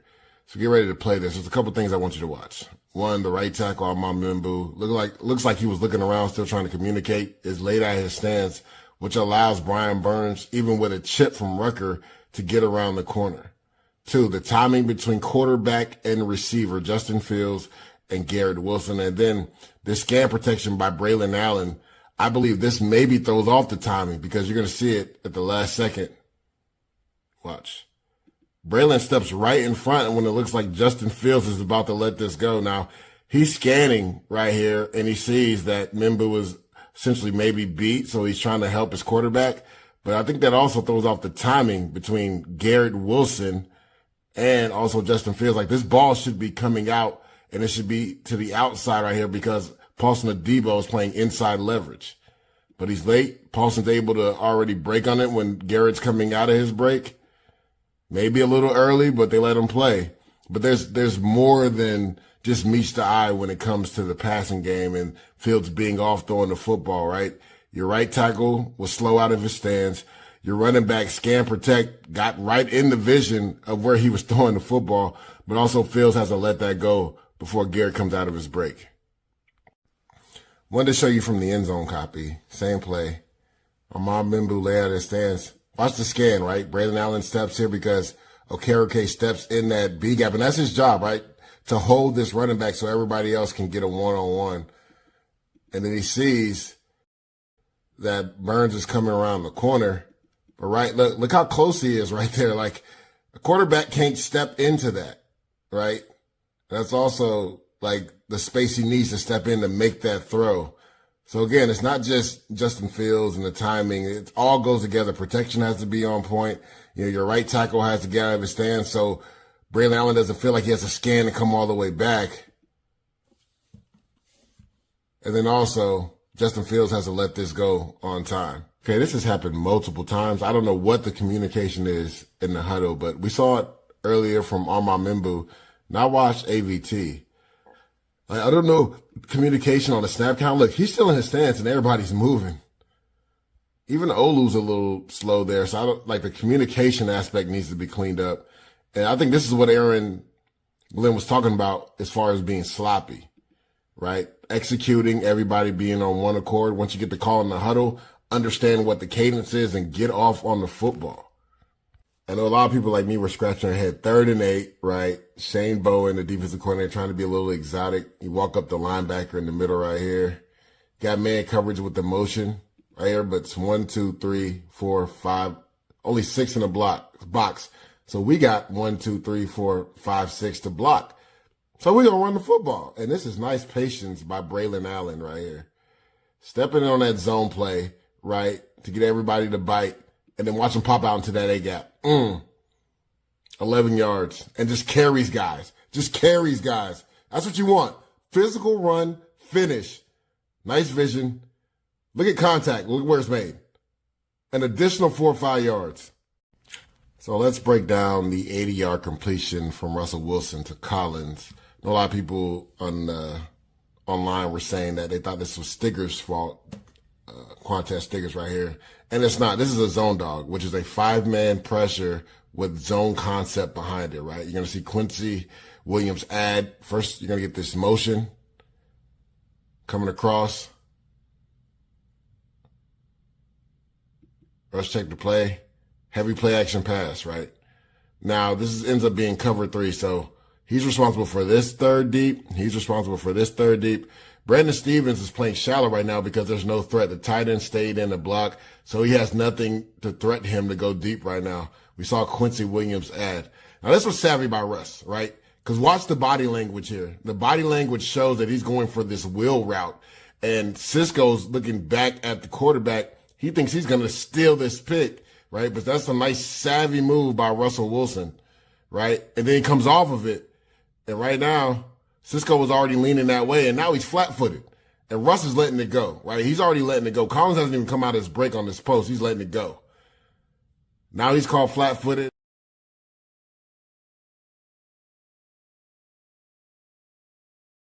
And the pick is in. To announce the 13th pick in the first round of the 2023 NFL Draft. Representing the Jake Asman Show, here's Gator McCluskey. With the 13th pick, it looks like we have a trade with the Green Bay Packers. I'm going to pass out.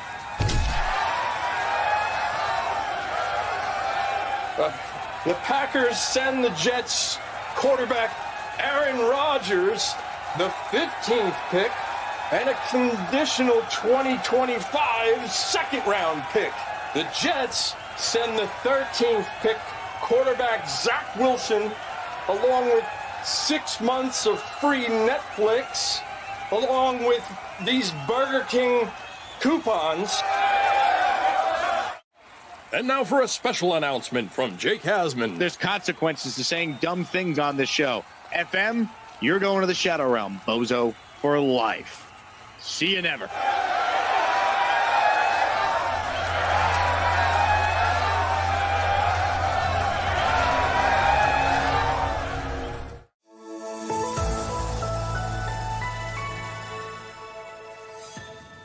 Let's get back to your calls right now. Let's go to Charles, who's up next on the Gusbuster Hotline. What's up, Charles? Hey, Jake. Look, I was pleasantly surprised. Well, let me rephrase that. Just Dwayne Brown is a bit. The Russian Minister of Defense, Sergei Shoigu, and the General Chief of Staff, Vasily Gerasimov. I'm sorry. You have like some weird pain fetish. I understand that, but sorry, I am. Just... Oh my!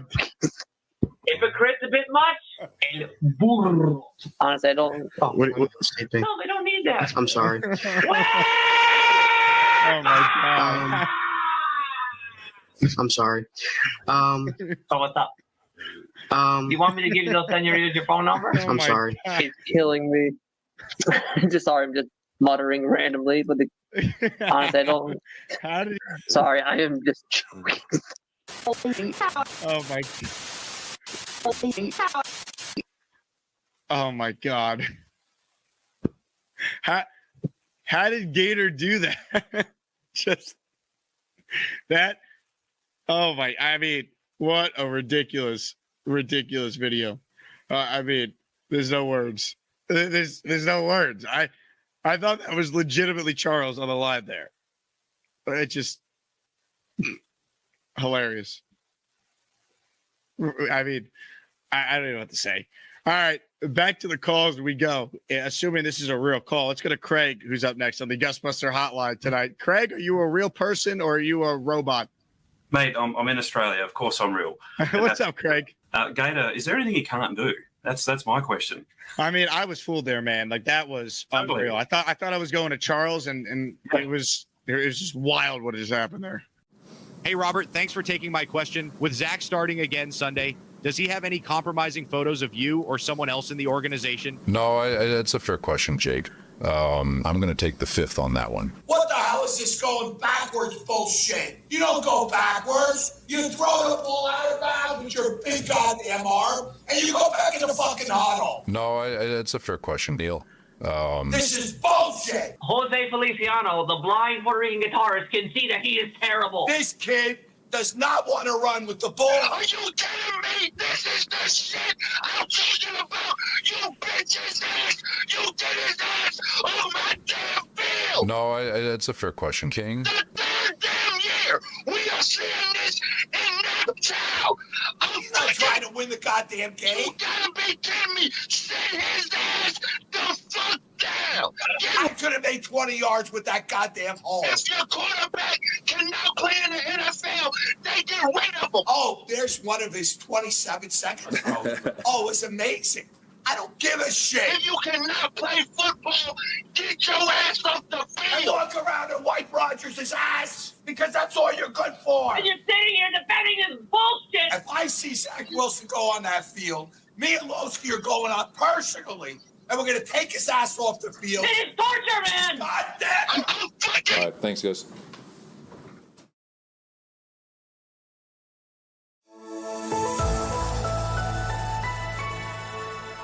Joining us right now is a very special guest. We know him as Paul Boy Green Esden Jr.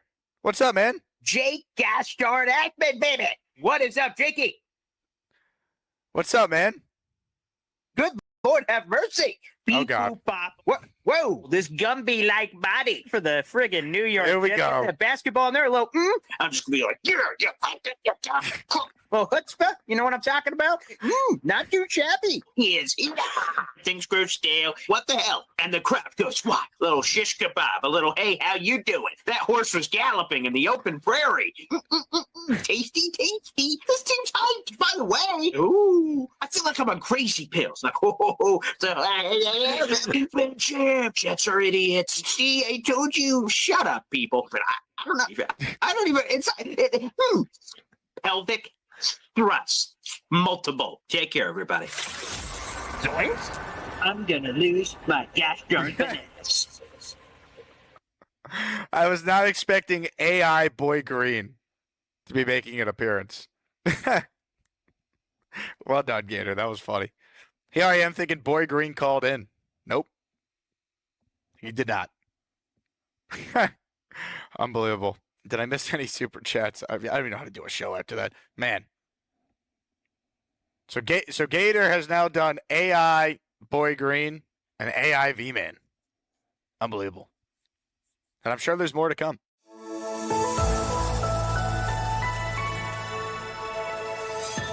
Back to the calls we go. Dirty is up next on the Gustbuster Umbrella Hotline. Dirty, what do you got for us?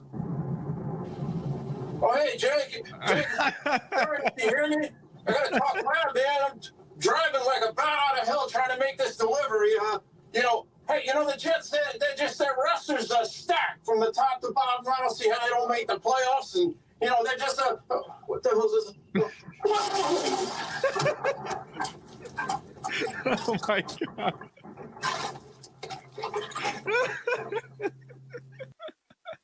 Oh, my God.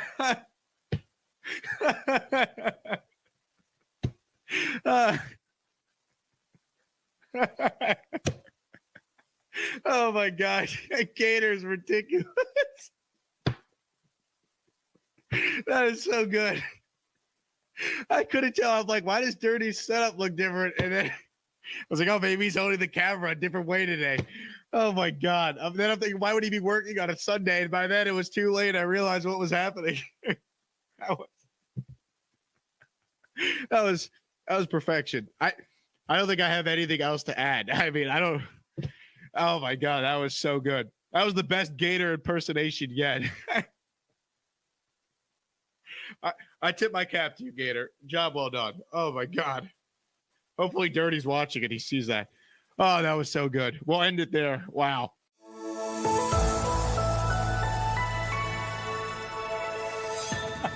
This person's called in under the name Green Bean. So let's go to Green Bean. He's next up on the Ghostbuster hotline. Green Bean, what do you got for us? There he is. This is not my vape pen. This is an Apple TV remote. Hey, guys. Green Bean here. Are these jits for real? I mean, will Denzel Mims be a difference maker this year? We'll get into all of that, but before we get started, I do want to remind you of those milk thumbs. Bean, we gotta get going. Great Adventure has fireworks tonight. Oh, yeah, that's right. They have a new coaster there. Well, thanks, boys. I don't want you to forget to shave your balls with Manscaped. Promo code Jets Forever. Oh, shit, she started the mobile home. Sab, no, don't leave the cameras outside the window. Oh, all right. Oh, honey, hold on. Don't leave yet. Yeah, that was good. Oh my God. Production value, Jake. That was good. I mean, every time we get a new Gator impersonation, the production value, the impersonation, it just gets better and better. Yeah, well, that was actually my RV, too. That was really my RV.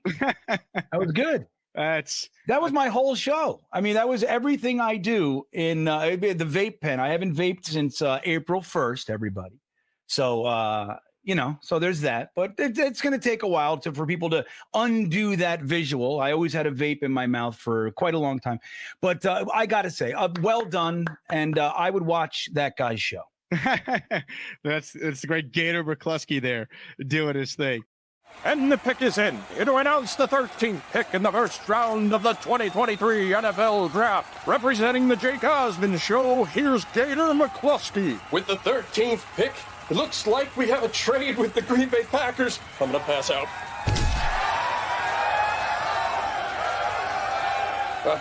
The Packers send the Jets quarterback Aaron Rodgers, the 15th pick, and a conditional 2025 second-round pick. The Jets send the 13th pick, quarterback Zach Wilson, along with 6 months of free Netflix, along with these Burger King coupons.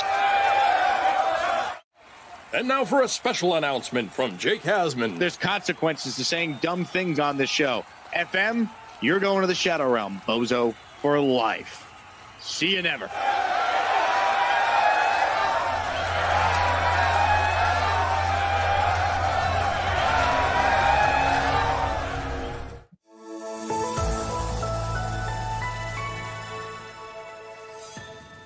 Let's get back to your calls right now. Let's go to Charles, who's up next on the Ghostbuster hotline. What's up, Charles? Hey, Jake. Look, I was pleasantly surprised. Well, let me rephrase that. Just Dwayne Brown is a bit. The Russian Minister of Defense, Sergei Shoigu, and the General Chief of Staff, Vasily Gerasimov. I'm sorry. You have like some weird pain fetish. I understand that, but sorry, I am. Oh my. Hypocrite's a bit much. And burr. Honestly, I don't. Oh, what's taping? No, they don't need that. I'm sorry. Oh my God. I'm sorry. So what's up? You want me to give you those senoritas your phone number? I'm sorry. It's killing me.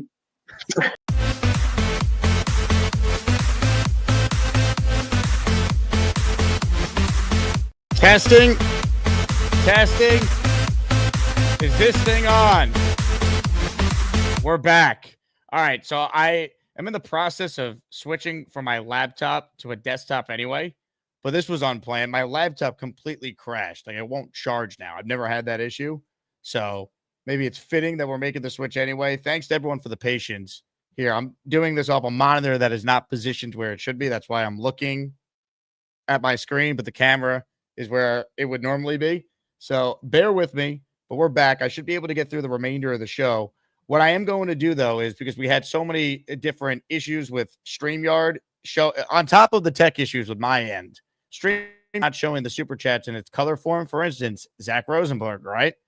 You see his super chat, it looks normal. It worked. And then Big Countries, $9.99. So I don't have 2 screens anymore to be able to count every raffle and make sure I don't forget anyone. So I'm going to make the decision to postpone this daily raffle for the second show today. We'll boost memberships again, and I will do our weekly raffle on the first show tomorrow morning. I'm going to Vegas Wednesday, so just to be fair to everyone, the weekly raffle will be on our first show tomorrow morning, and I will give away 2 Jets jerseys during the afternoon show. And if you entered for the Jet jerseys during this first show, dealer's choice of Fields, Wilson, Gardner, and Jermaine, you're automatically entered in the afternoon show, and we'll give 2 away, just to be fair, or 1 jersey and a different prize, assuming I'm able to get everything back up and running here. But I don't have the capabilities to do the raffle wheel and all that. I just have enough to be able to get on the show and finish what we were doing here.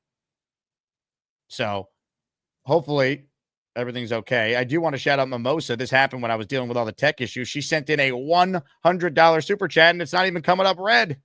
So the StreamYard's having issues. A bunch of creators are talking about that. And then I can't even get on my laptop. So I'm on my brand new computer. Thankfully, I had this set up yesterday, even though I wasn't going to make the migration until I got back from Vegas. But I don't want to bore the audience with the tech stuff. There's 350 of you still in here live. So thanks for bearing with me. Phone lines are open. Let's talk Jets, talk NFL. As always, the Jake Asman Show presented by my friends at FanDuel Sportsbook. Jets and the Eagles this week. I have not taken a look at what the line is just yet, but it sounds like the Jets could be playing their starters, so we'll be checking that out throughout the week. Anyway, Human Fun wrote, can't wait for a real game. JETS, Jets, Jets, Jets. Let me make sure that I get caught up on the remaining super chats here. I'm just going to read them because I have them separately from YouTube. I can't pull them all up on the screen, but I'm going to go through all of them. And of course, if you gifted a membership, I will make sure I triple count before this afternoon show. And everyone who entered for a jersey this show, you'll be in for the second show as well. Jets Carpetbagger says we need a tight end for sure. Ruckert is wanting. I think you mean, I don't know what you mean, but I think they definitely need more from the tight end position. Unfortunately, it doesn't feel like Ruckert's going to be that guy. Big Country says one positive thing, we have Nick Falk. That's going to help us out a lot. Amen. Nick Falk hasn't missed a kick. McNamara's look really good. So I think you got to feel really good and really encouraged about the kicking situation. Spencer Green says, plug the damn mic in. That was in reference to the Beast. Spencer, I'll make sure I get you in the raffle. Human Fun, can't wait for real games. Let's go Jets. Amen. Real games are soon, September 7th. Got to be ready. Tom D says, glad you're back. Was I put in for the raffle on my super chats earlier? Tom D, yes. All these entries count for the afternoon daily raffle. I'm not going to be able to do the weekly raffle today. I can't guarantee it. So it will be on the first show tomorrow. So I'm just postponing it a day because I'm having just issues with the raffle reel now. So Jets Carpetbagger says, does this count? Yes, you're in for the afternoon. I'm going to give away 2 jerseys on the second show today. I was going to give away 1 on this show and then do the weekly raffle on the second. Instead, 2 jerseys on the show, our second show with Will Pa this afternoon, and then weekly raffle will be first show tomorrow. If that doesn't make sense, you can reach out to me, but just know I'm going to triple check all the names here because we lost a lot when StreamYard was having its issues. Anyway,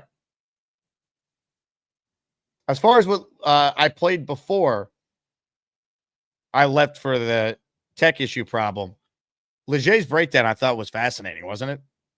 Some of the communication issues up front on the O-line. Like, it wasn't just Fields. That's why you really got to listen to the people who played and know how to break down film, and like Robby or Dylan, who we have on the show every week. Because like you see it. There were issues, but it wasn't just Fields. Obviously, Fields ultimately does have to play better, though.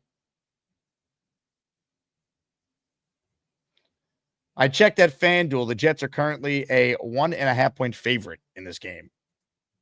The Eagles never play anyone, so I would expect that to be the same. All right. Comments, questions, super chats, write them in. We'll get to your calls as well. I repinned the Gus Buster Umbrella hotline link, so I will stay up and running here and go a little while longer. Appreciate all of you who are bearing with us. You know, normally when I have tech issues, I bring on my tech guy. The problem was My laptop died, so I couldn't bring on the tech guy, but the tech guy's with us now.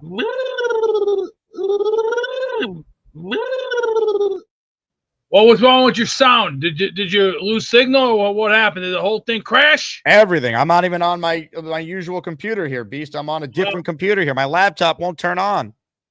Ooh.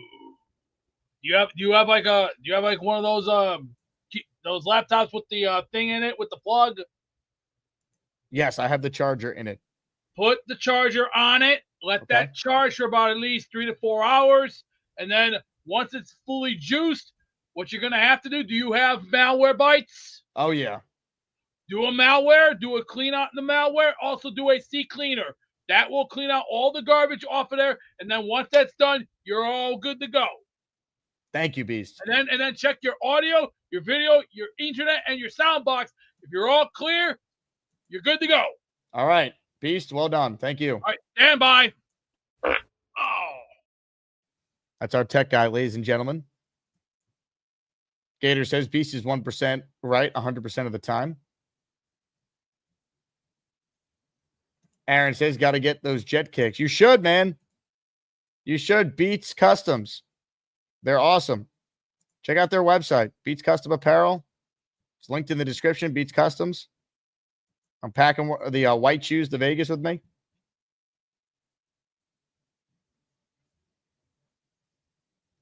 Check it out. Brooklyn Lem. This is from a man who won't plug in his microphone.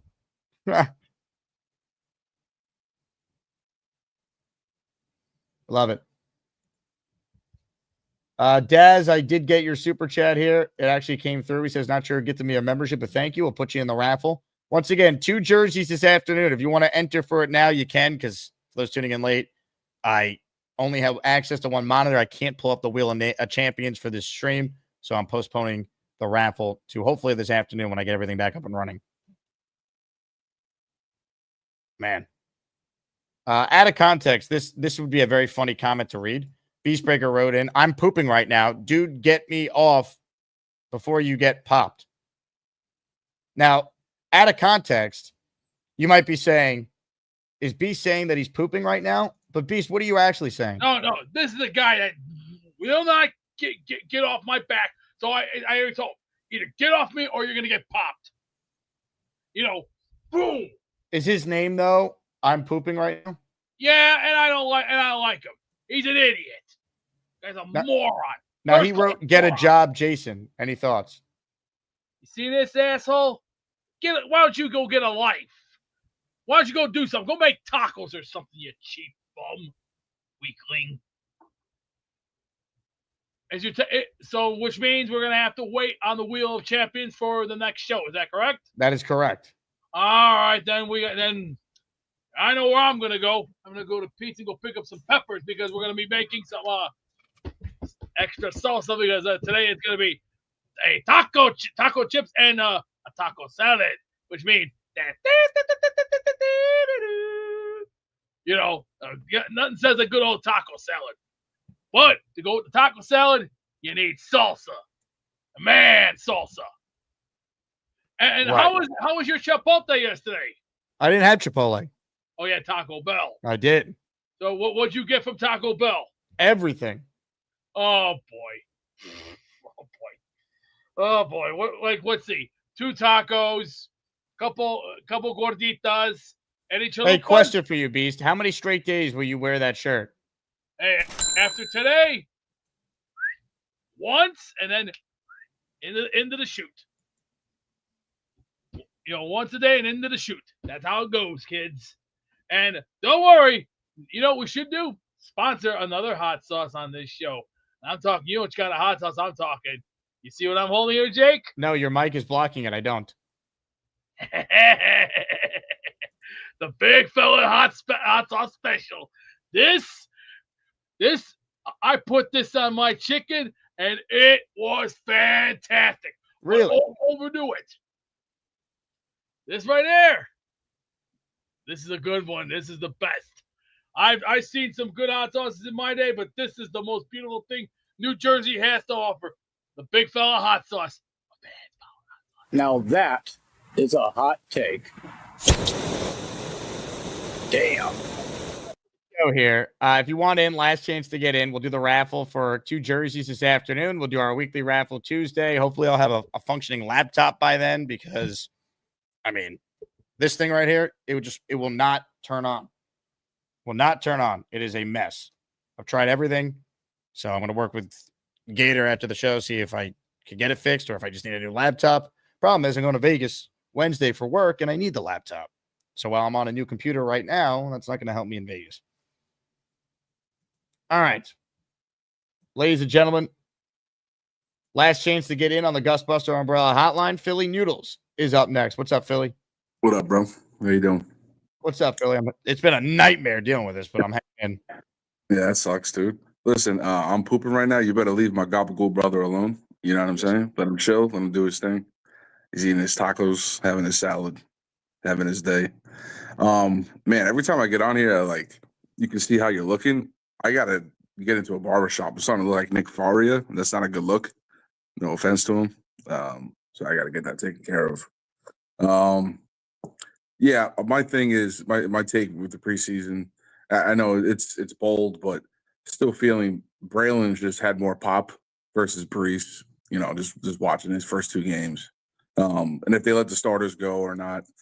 I feel like at this point they could sit Braylon as well, game 3 here, and just let Donovan Edwards have fun with Nene Nguanu, that kid, the other running back. I have another harsh take. Everyone with Pritchett, anyone that likes Pritchett, I'd like to see him go. He's not that good. He's dropping passes from Adrian Martinez multiple times. Adrian Martinez, another one. I mean, between him and Cook, I guess you have to keep him just because Cook is a rookie and you would leave him on the practice squad. And I doubt he's getting picked up. But Adrian Martinez is not going to get scooped up on the practice squad. I don't think Cook is either. I know Robby really likes him, Yeah. but I don't think they're going to carry 3 quarterbacks. I get his point. Hey, it's a run first offense with Fields, but I don't know. I'd be a little surprised if they carried 3 quarterbacks personally. Yeah, I mean, Tyrod just being who he is and always getting injured, we're in a weird spot now where I sounded crazy when I said Daniel Jones, and I still do because he'd rather be a starter. But if something was to go wrong with Justin for any reason, whether he just flat out shits the bed or he gets hurt, Tyrod is already a knee scope away and a tweak away from retirement. Daniel Jones is looking like a better option. You know what I mean? So they have to figure out something. I mean, if Aaron Glenn has been running with we're not just rebuilding, we're fighting to be relevant now, which every coach is going to say that, right? You have to drastically do something at some point, given at least between the first quarter of the season. So I don't know. Hopefully you fix your tech issue, bro. That sucks. Yeah, it's been a mess, Philly, but I appreciate the call. I agree with you. I think what they do with the 53 coming up here, I think could come down to special teams for a lot of the guys you were just talking about. Like, do they feel comfortable enough with Nguanu as RB4 because of what he offers in kickoffs? I think they do. I think that people forget if you kick the ball off into the end zone and it's a touchback, it's to the 35 now. So you're going to see more kickoffs this year. And I think having a big advantage there, that could swing a game. Like a huge kickoff return. I mean, it helped the Jets win a playoff game in 2010 with Cromartie flipping the field and putting the Jets in position with a big play to Braylon and the Nick Folk kick to win that one, right? So, like, a kickoff return is a big play, and it feels like it's going to kind of be back in the game this year under it being more important. I mean, it even helped us get a win with Gibson with Zach Wilson coming in after Aaron Rodgers tore his Achilles. Yeah, so, that was a punt return, though, but I see your point. Yeah, you know what I'm saying? Yeah, I mean, I'd rather see Gibson still on it. I mean, Corley, I tried to champion him. Nothing's going on with him. I think he'll be cut. It just doesn't feel like there's a role for him. Yeah. I mean, it's tough, right?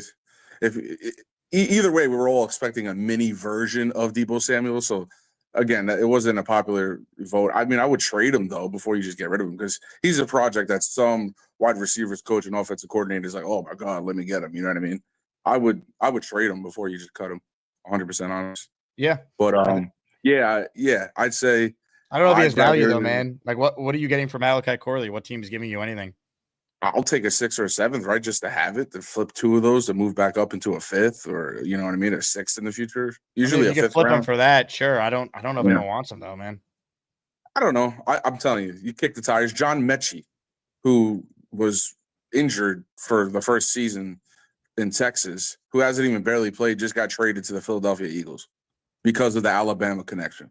So if you find the connection with coaching or players and staff, you can flip a player. If Mechie just got traded, you can trade Malachi Corley. That's I believe. Mechie in his career has actually made plays in the league before. Jonathan Mechie? I don't know, man. He was injured right out the gate. His first year, but he played in 16 games in 23. He played in 13 last year. Last year he had 24 catches and a touchdown for 254 yards. Malachi Corley's got 3 career catches. And he has a touchdown, but let's not go there. Didn't count. He had a touchdown, but all right, Jake, I'll leave you with that. Yeah, I think returner, you got to just keep Nwangu, you got to kick Donovan Edwards to practice squad. Let it ride. Yep. Philly, good call. I think Nwangu is going to make the team. All right, I'm going to do one more call here because if you couldn't tell, dealing with some tech issues here. That's why the camera looks all off. Raffle will be this afternoon for 2 jerseys. Jermaine, Sauce, Wilson, or Field. So if you can't make the second show, but you still want to enter, you can gift the membership or send it a super chat. I'll boost everything in the afternoon as well. Apologies for not being able to do our weekly raffle today. Plan is to do that now. First show tomorrow morning. Hopefully I'll be able to get the raffle wheel up by then. Daniel Beware closes out today down in Mexico. What's up, Daniel? Hey, what's up, Jake? How you doing? How are you, Daniel? I'm doing good. I just want to share my thoughts about the preseason game that we had against the Giants. I am really worried about the edge position. I think that outside of Jermaine and Will McDonald, we do not have playmakers. So it's going to be a lot of concerns if one of those guys fall down with that injury. And for the offense, I don't really get too much concern right now because it is preseason. We only have played with the starting offense just 1 quarter, and we need to see at least one in full game with Justin Fields and the offensive line and stuff like that. So I won't be worried at all. And ultimately, it is the responsibility of this is for Aaron Glenn. If Justin Fields doesn't play out, it is the decision of Aaron Glenn to make the change at quarterback. If that's the case, I hope we didn't get into that point. And just to defend the tacos, you cannot create a taco salad. I'm sorry, Beast, but here in Mexico, if you want a version of taco light, you just use 1 tortilla on your taco.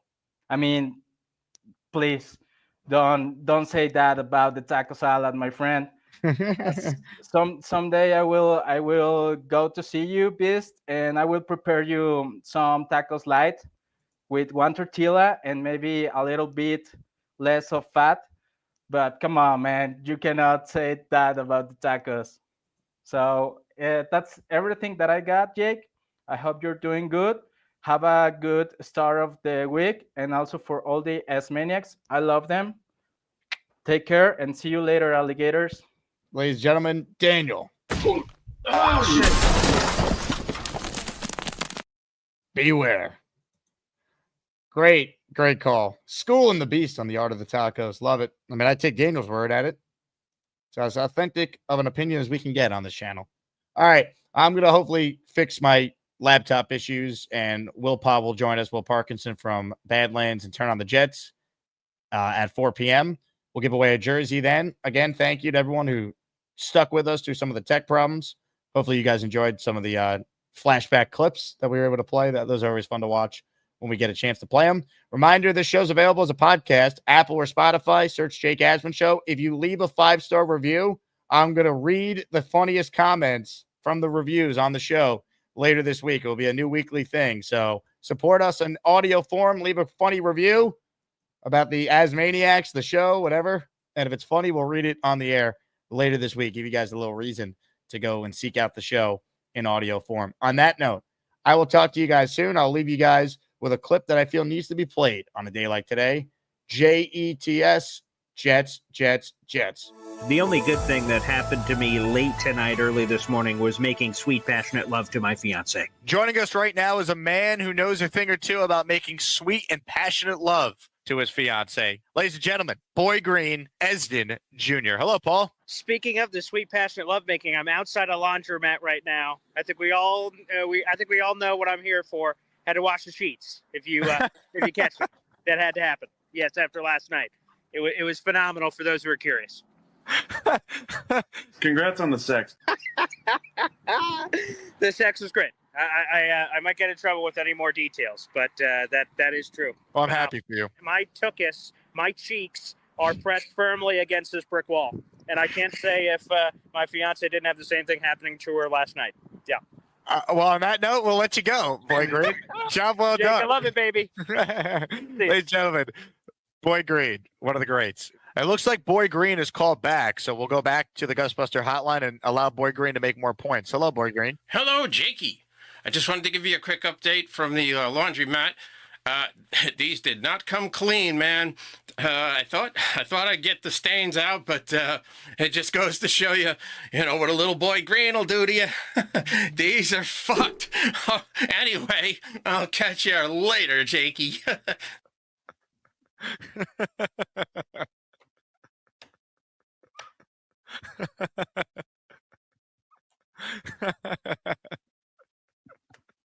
That's funny, man. That was good. That was job well done by Gator, man, to put that together on the fly. And Gator's done so many bits. He's just got like a prop closet. So he just put the Boy Green beard on. He was ready to go. Someone tweet Boy Green. Make sure he saw that. Someone tag him in Twitter. Be like, hey, Gator just impersonated you. Yeah, Boy Green's got to throw those sheets out. Our coaching staff stinks. The team is never prepared. They're undisciplined. They make a million mistakes. And the coaching staff is terrible. He doesn't know what he's doing. Hackett and him are like having two drug addicts on the sidelines. They're no good. And if Rodgers doesn't fix this, we're all going to kill ourselves. What happens after Rodgers? They have no plan for that. It's going to be 10 more years of being a shit.